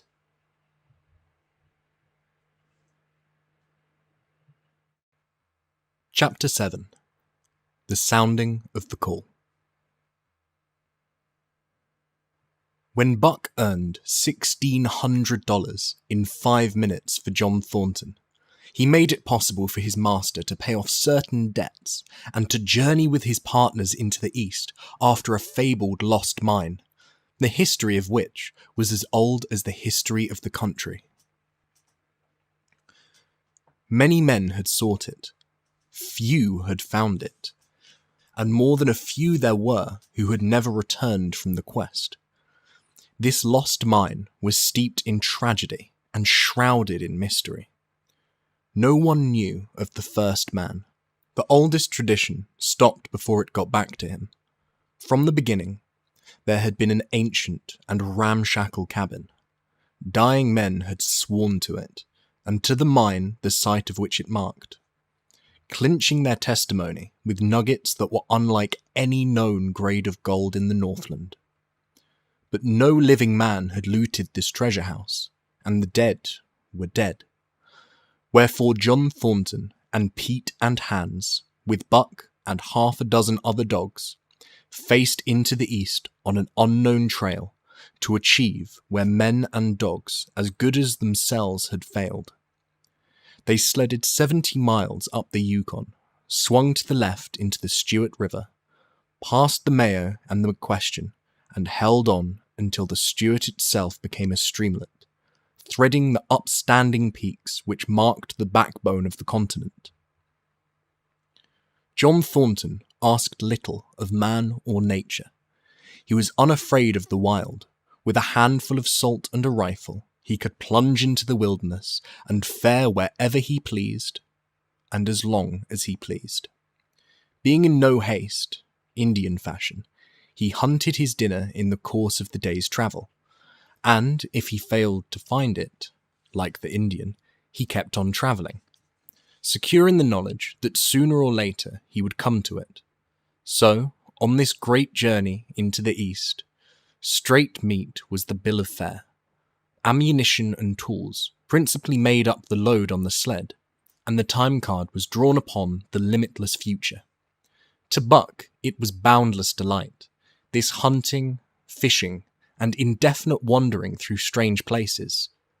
For weeks at a time, they would hold on steadily, day after day, and for weeks upon end they would camp, here and there, the dogs loafing and the men burning holes through frozen muck and gravel and washing countless pans of dirt by the heat of the fire. Sometimes they went hungry. Sometimes they feasted riotously, all according to the abundance of game and the fortune of hunting. Summer arrived, and dogs and men packed on their backs, rafted across blue mountain lakes, and descended or ascended unknown rivers in slender boats whipsawed from the standing forest. The months came and went, and back and forth they twisted through the uncharted vastness, where no men were, and yet where men had been if the lost cabin were true. They went across divides in summer blizzards, shivered under the midnight sun on naked mountains between the timber line and the eternal snows, dropped into summer valleys amid swarming gnats and flies, and in the shadows of glaciers picked strawberries and flowers as ripe and fair as any the Southland could boast. In the fall of the year, they penetrated a weird lake country, sad and silent, where wildfowl had been, but where then there were no life nor sign of life, only the blowing of chill winds, the forming of ice in sheltered places, and the melancholy rippling of waves on lonely beaches. And through another winter, they wandered on the obliterated trails of men who had gone before. Once they came upon a path blazed through the forest, an ancient path, and the lost cabin seemed very near. But the path began nowhere and ended nowhere. And it remained mystery, as the man who made it and the reason he made it remained mystery. Another time, they chanced upon the time-graven wreckage of a hunting lodge, and amid the shreds of rotted blankets, John Thornton found a long-barreled flintlock. He knew it for a Hudson Bay Company gun of the young days in the Northwest, when such a gun was worth its height in beaver skins, packed flat. And that was all. No hint as to the man who in an early day had reared the lodge and left the gun among the blankets. Spring came on once more, and at the end of all their wandering, they found, not the lost cabin, but a shallow placer in a broad valley, where the gold showed like yellow butter across the bottom of the washing pan. They sought no further. Each day they worked earned them thousands of dollars in clean dust and nuggets, and they worked every day. The gold was sacked in moose-hide bags, 50 pounds to the bag, and piled like so much firewood outside the Spruce Bough Lodge. Like giants they toiled, days flashing on the heels of days like dreams as they heaped the treasure up. There was nothing for the dogs to do, save the hauling in of meat now and again that Thornton killed, and Buck spent long hours musing by the fire. The vision of the short-legged, hairy man came to him more frequently, now that there was little work to be done. And often, blinking by the fire, Buck wandered with him in that other world which he remembered. The salient thing of this other world seemed fear. When he watched the hairy man sleeping by the fire, head between his knees and hands clasped above, Buck saw that he slept restlessly, with many starts and awakenings, at which times he would peer fearfully into the darkness and fling more wood upon the fire. Did they walk by the beach of a sea, where the hairy man gathered shellfish and ate them as he gathered? It was with eyes that roved everywhere for hidden danger, and with legs prepared to run like the wind at its first appearance. Through the forest they crept noiselessly, Buck at the hairy man's heels, and they were alert and vigilant, the pair of them, ears twitching and moving and nostrils quivering. For the man heard and smelled as keenly as Buck.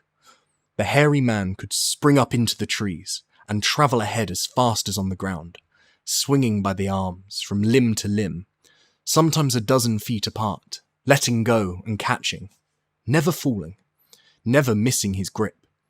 In fact, he seemed as much at home among the trees as on the ground, and Buck had memories of nights of vigil spent beneath trees, wherein the hairy man roosted, holding on tightly as he slept. And closely akin to the visions of the hairy man was the call still sounding in the depths of the forest. It filled him with a great unrest and strange desires. It caused him to feel a vague, sweet gladness, and he was aware of wild yearnings and stirrings, for he knew not what. Sometimes he pursued the call into the forest, looking for it, as though it was a tangible thing, barking softly or defiantly as the mood might dictate. He would thrust his nose into the cool wood moss or into the black soil where long grasses grew, and snort with joy at the fat earth smells. Or he would crouch for hours, as if in concealment, behind fungus-covered trunks of fallen trees, wide-eyed and wide-eared to all that moved and sounded about him. It might be, lying thus, that he hoped to surprise this call he could not understand. But he did not know why he did these various things. He was impelled to do them, and did not reason about them at all. Irresistible impulses seized him. He would be lying in camp, dozing lazily in the heat of the day, when suddenly his head was lift, and his ears cock up, intent and listening. And he would spring to his feet and dash away, and on for hours, through the forest aisles and across the open spaces.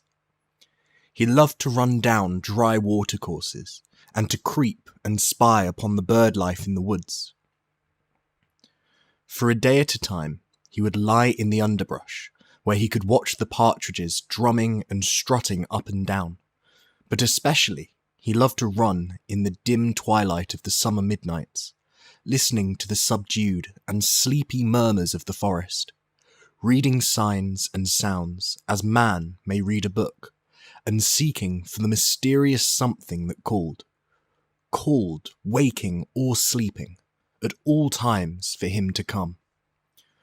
One night he sprang from sleep with a start, eager-eyed, nostrils quivering and scenting, his mane bristling in recurrent waves.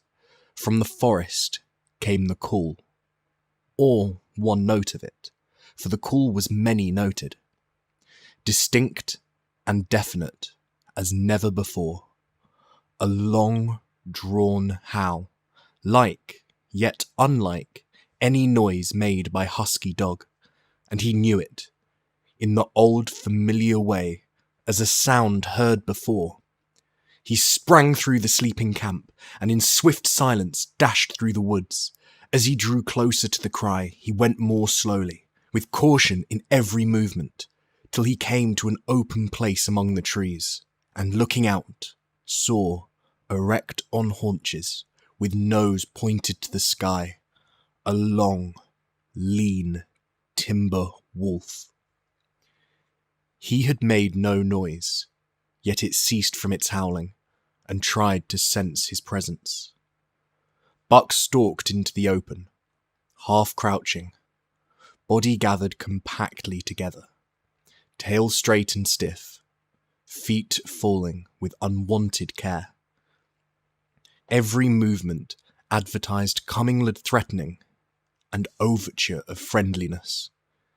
It was the menacing truce that marks the meeting of wild beasts that prey. But the wolf fled at the sight of him. He followed with wild leapings, in a frenzy to overtake. He ran him into a blind channel, in the bed of the creek where a timber jam barred the way. The wolf whirled about, pivoting on his hind legs after the fashion of Joe and of all cornered husky dogs, snarling and bristling, clipping his teeth together in a continuous and rapid succession of snaps. Buck did not attack, but circled him about and hedged him in with friendly advances.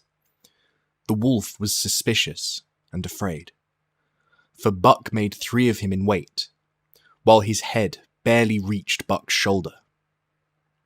Watching his chance, he darted away, and the chase was resumed. Time and time again he was cornered, and the thing repeated, though he was in poor condition, or Buck could not so easily have overtaken him. He would run till Buck's head was even with his flank, when he would whirl around at bay, only to dash away again at the first opportunity. But in the end, Buck's pertinacity was rewarded, for the wolf, finding that no harm was intended, finally sniffed noses with him. Then they became friendly, and played about in the nervous, half-coy way with which fierce beasts belie their fierceness.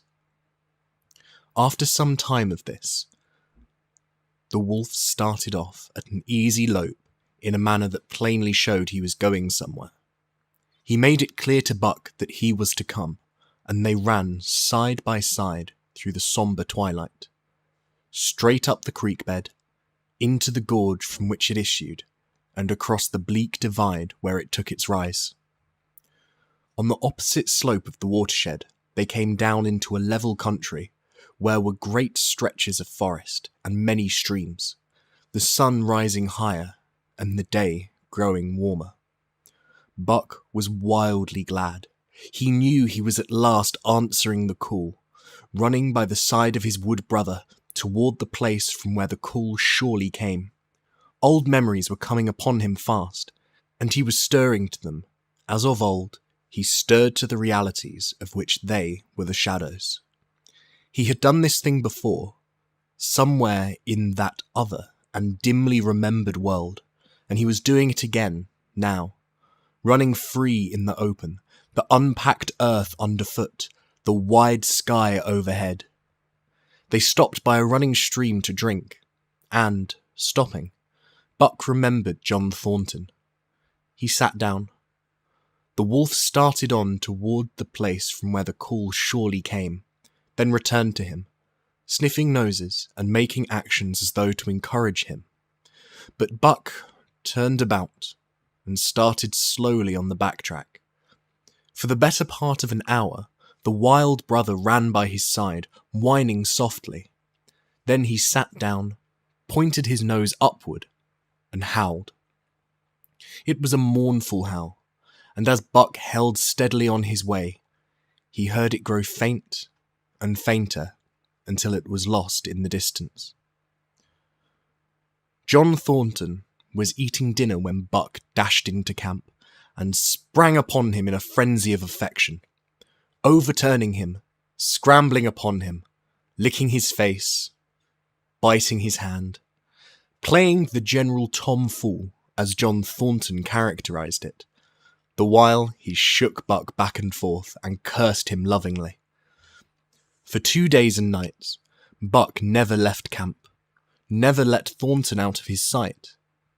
He followed him about at his work, watched him while he ate, saw him into his blankets at night, and out of them in the morning. But after 2 days, the call in the forest began to sound more imperiously than ever. Buck's restlessness came back on him, and he was haunted by recollections of the wild brother, and of the smiling land beyond the divide, and the run side by side through the wide forest stretches. Once again he took to wandering in the woods, but the wild brother came no more, and though he listened through long vigils, the mournful howl was never raised. He began to sleep out at night, staying away from camp for days at a time, and once he crossed the divide at the head of the creek and went down into the land of timber and streams.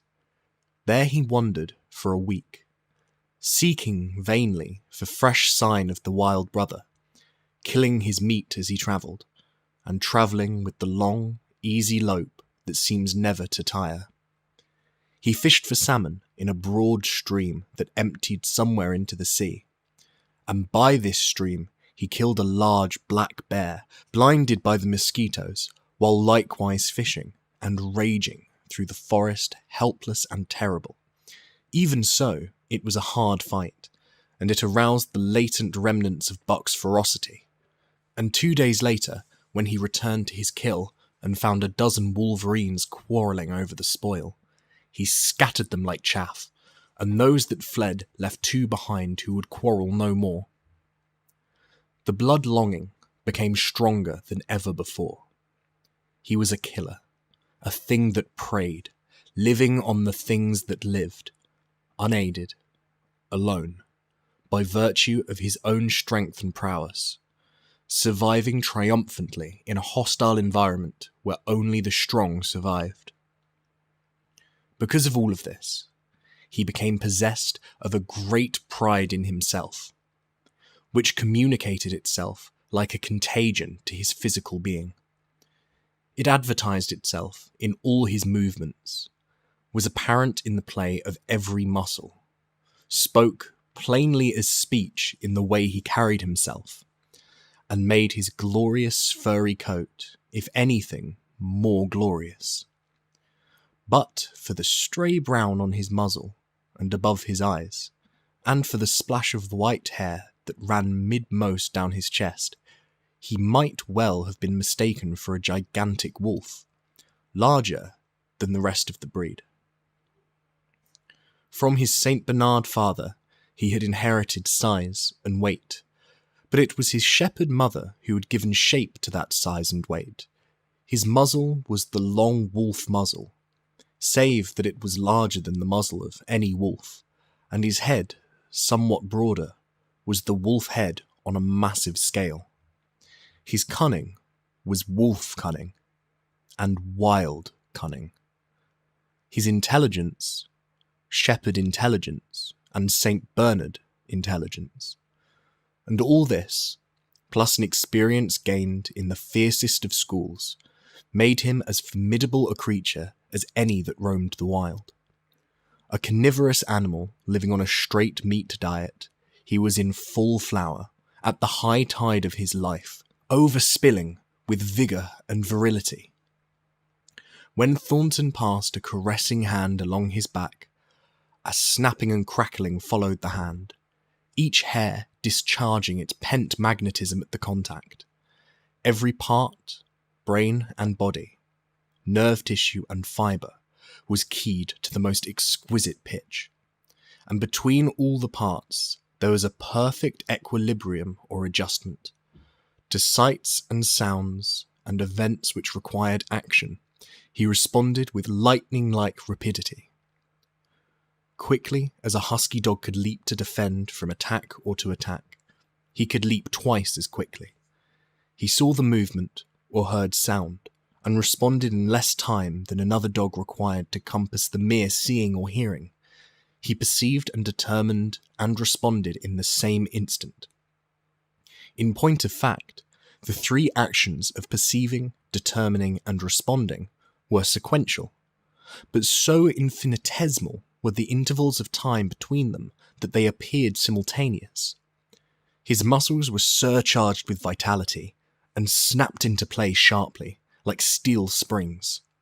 Life streamed through him in splendid flood, glad and rampant, until it seemed that it would burst him asunder in sheer ecstasy and pour forth generously over the world. "Never was there such a dog," said John Thornton one day, as the partners watched Buck marching out of camp. "When he was made, the mould was broke," said Pete. "By jingo, I think so myself," Hans affirmed. They saw him marching out of camp, but they did not see the instant and terrible transformation which took place as soon as he was within the secrecy of the forest. He no longer marched. At once he became a thing of the wild, stealing along softly, cat-footed, a passing shadow that appeared and disappeared among the shadows. He knew how to take advantage of every cover, to crawl on his belly like a snake, and like a snake, to leap and strike. He could take a ptarmigan from its nest, kill a rabbit as it slept, and snap in mid-air the little chipmunks fleeing a second too late for the trees. Fish in open pools were not too quick for him, nor were beaver, mending their dams, too wary. He killed to eat, not from wantonness, but he preferred to eat what he killed himself. So a lurking humour ran through his deeds, and it was his delight to steal upon the squirrels, and when he all but had them, to let them go, chattering in mortal fear to the treetops. As the fall of the year came on, the moose appeared in greater abundance, moving slowly down to meet the winter in the lower and less rigorous valleys. Buck had already dragged down a stray part-grown calf, but he wished strongly for longer and more formidable quarry, and he came upon it one day on the divide at the head of the creek. A band of 20 moose had crossed over from the land of streams and timber, and chief among them was a great bull.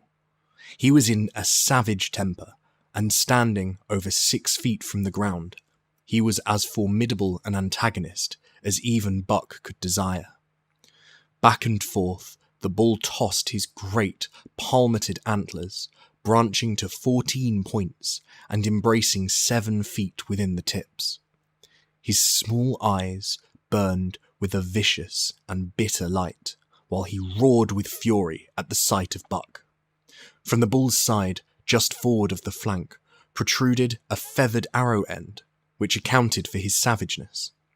Guided by that instinct which came from the old hunting days of the primordial world, Buck proceeded to cut the bull out from the herd.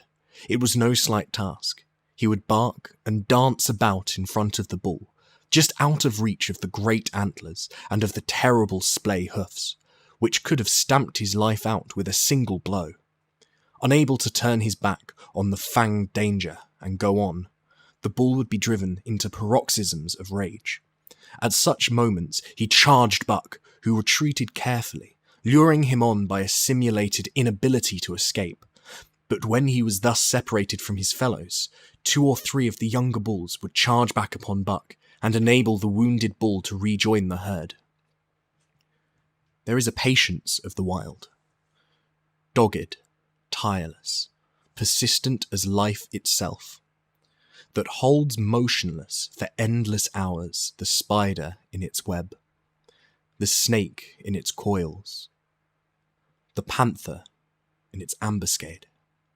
This patience belongs peculiarly to life when it hunts its living food, and it belonged to Buck as he clung to the flank of the herd, retarding its march, irritating the young bulls, worrying the cows with their half-grown calves, and driving the wounded bull mad with helpless rage.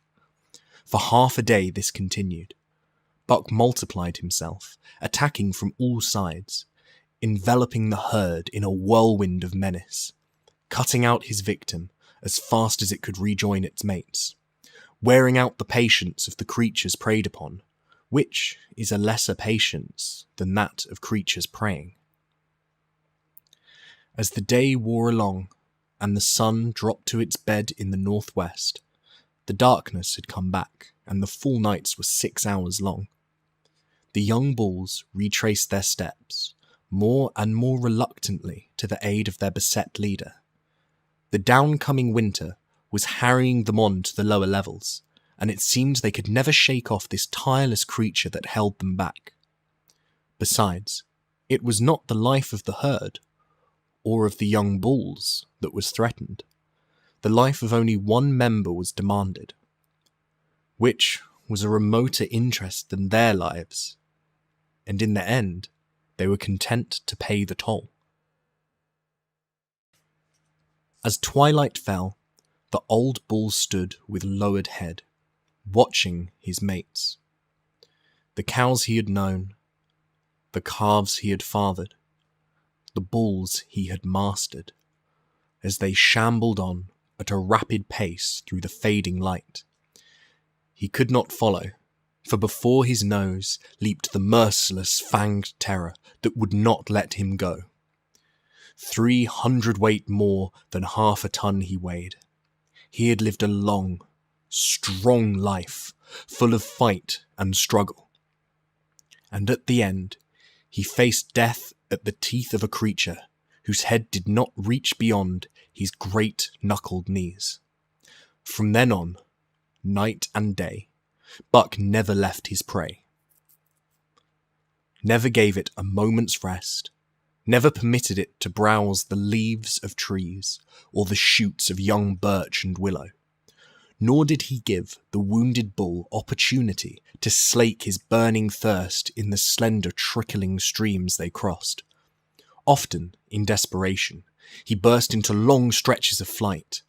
At such times, Buck did not attempt to stay him, but loped easily at his heels, satisfied with the way the game was played. Lying down when the moose stood still, attacking him fiercely when he strove to eat or drink. The great head drooped more and more under its tree of horns, and the shambling trot grew weak and weaker.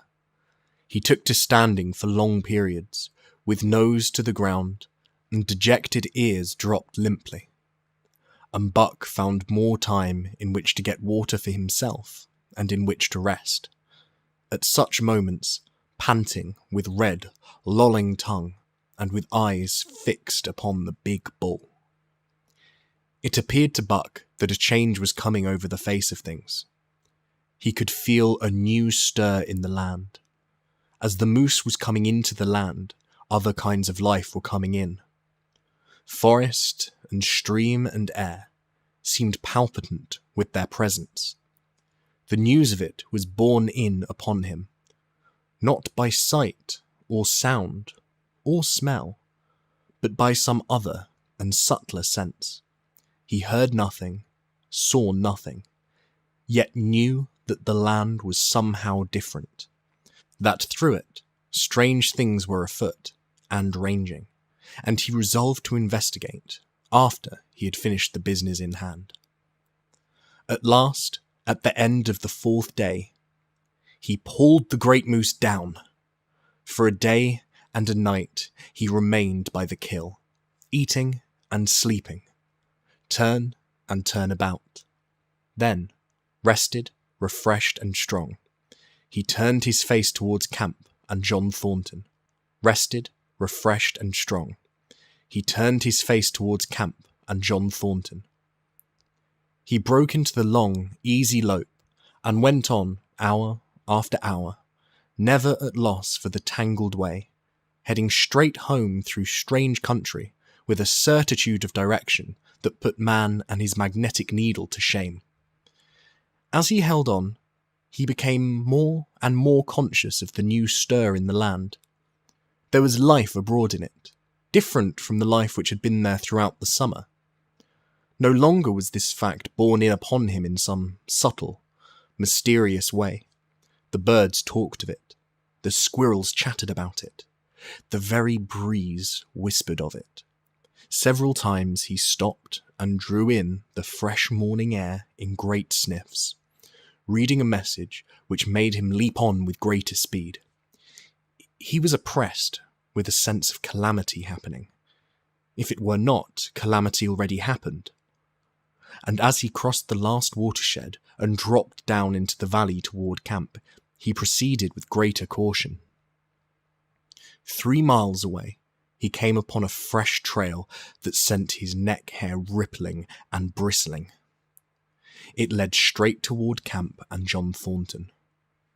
Buck hurried on, swiftly and stealthily, every nerve straining and tense, alert to the multitudinous details which told a story, all but the end. His nose gave him a varying description of the passage of the life on the heels of which he was travelling. He remarked the pregnant silence of the forest. The bird life had flitted. The squirrels were in hiding. One only he saw, a sleek grey fellow, flattened against a grey dead limb so that he seemed a part of it, a woody excrescence upon the wood itself.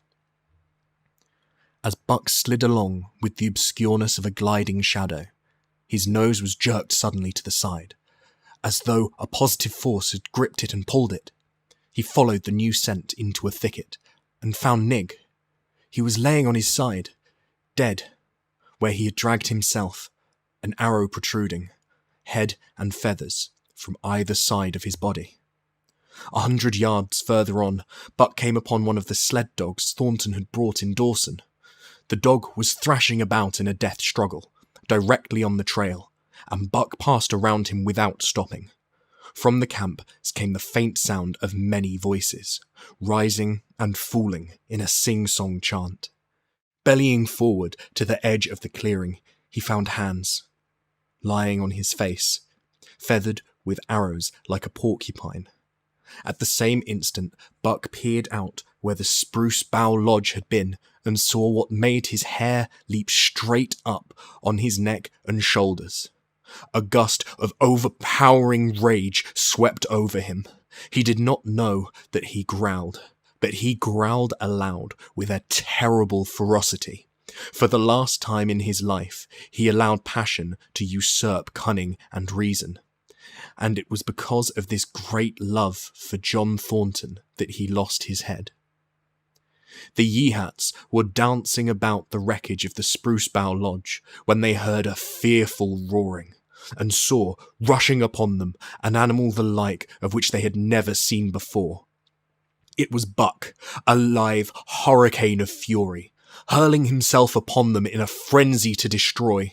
He sprang at the foremost man, it was the chief of the Yeehats, ripping the throat wide open till the rent jugular spouted a fountain of blood.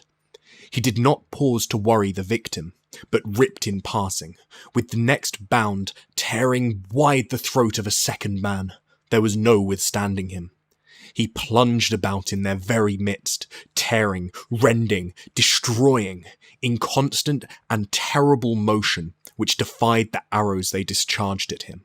In fact, so inconceivably rapid were his movements, and so closely were the Indians tangled together, that they shot one another with the arrows, and one young hunter, hurling a spear at Buck in midair, drove it through the chest of another hunter with such force that the point broke through the skin of the back and stood out beyond.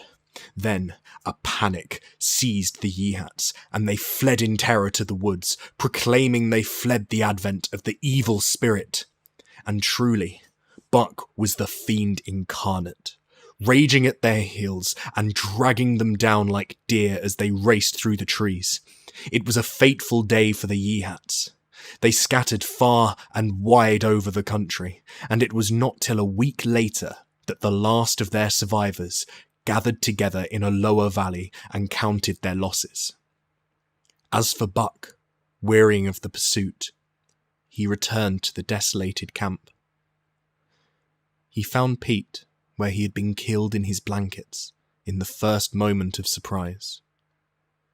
Thornton's desperate struggle was fresh written on the earth, and Buck scented every detail of it down to the edge of a deep pool. By the edge, head and 4 feet in the water, lay Skeet, faithful to the last. The pool itself, muddy and discoloured from the sluice boxes, effectually hid what it contained, and it contained John Thornton. For Buck followed his trace into the water, from which no trace led away. All day, Buck brooded by the pool or roamed restlessly about the camp. Death is a cessation of movement, as a passing out and away from the lives of the living, he knew. And he knew John Thornton was dead. It left a great void in him, somewhat akin to hunger, but a void which ached and ached, which food could not fill. At times, when he paused to contemplate the carcasses of the Yeehats, he forgot the pain of it. And at such times he was aware of great pride in himself, a pride greater than any he had yet experienced.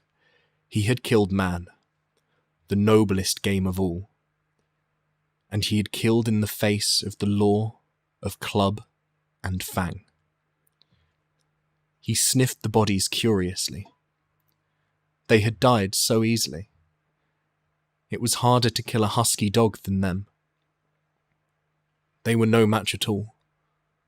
Were it not for their arrows and spears and clubs, thenceforward he would be unafraid of them, except when they bore in their hands their arrows, spears, and clubs.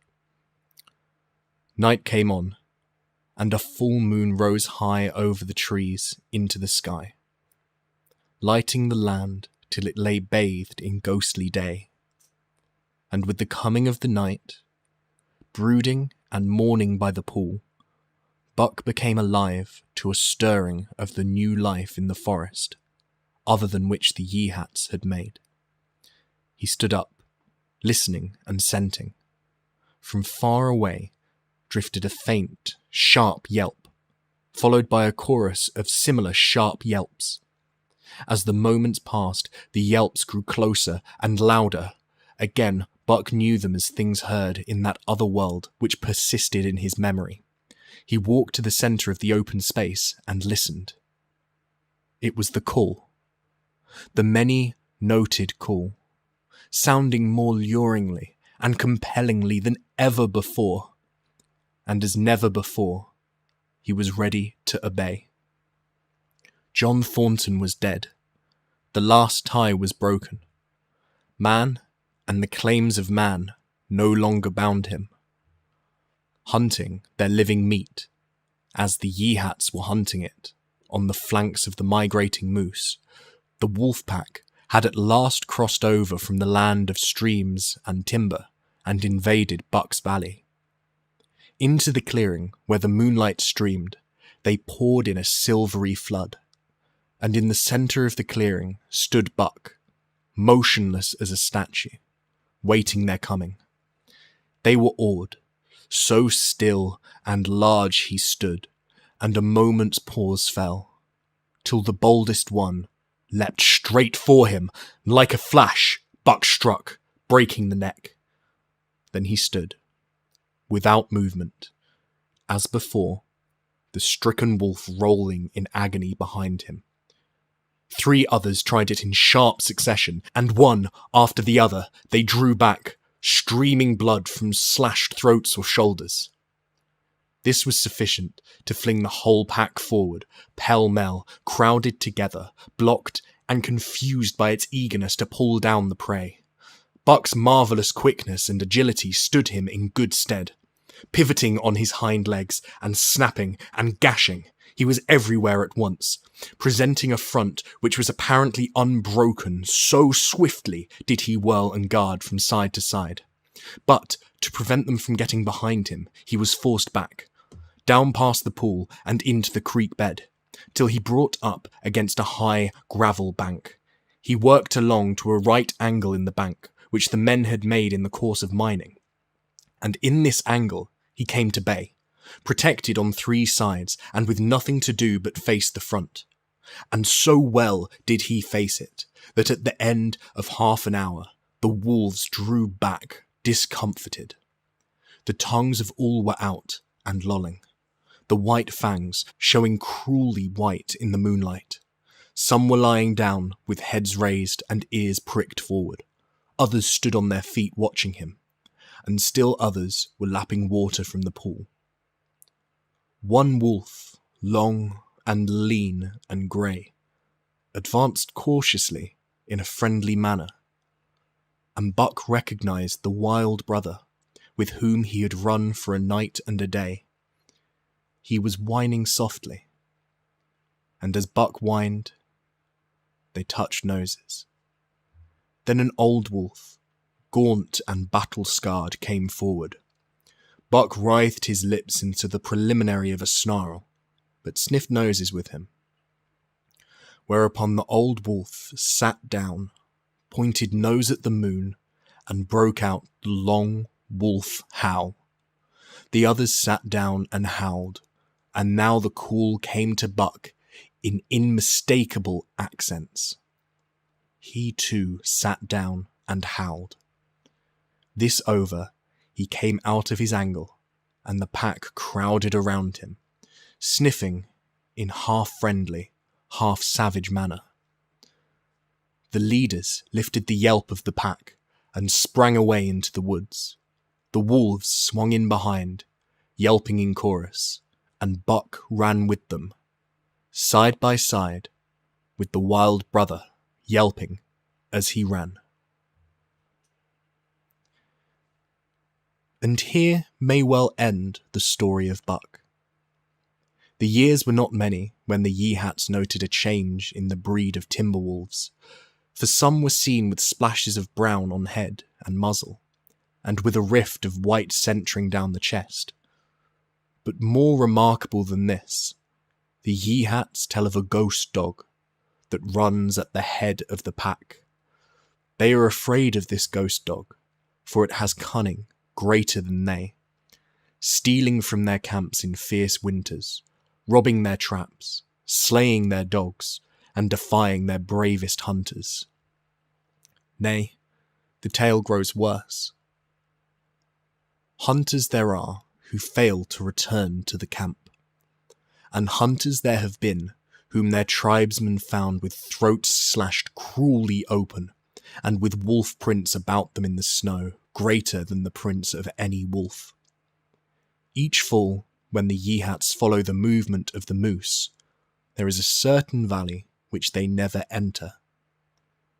And women there are who become sad when the word goes over the fire of how the evil spirit came to select that valley for an abiding place.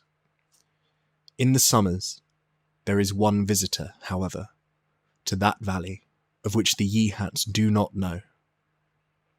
It is a great, gloriously coated wolf, like, and yet unlike, all other wolves.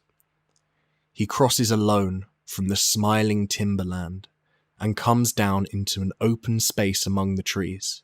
Here, a yellow stream flows from rotted moose-hide sacks and sinks into the ground, with long grasses growing through it and vegetable mould overrunning it and hiding its yellow from the sun. And here he muses for a long time, howling once, long and mournfully, ere he departs. But he is not always alone. When the long winter nights come on, and the wolves follow their meat into the lower valleys, he may be seen running at the head of the pack through the pale moonlight, or glimmering borealis, leaping gigantic above his fellows, his great throat a-bellow, as he sings a song of the younger world, which is the song of the pack.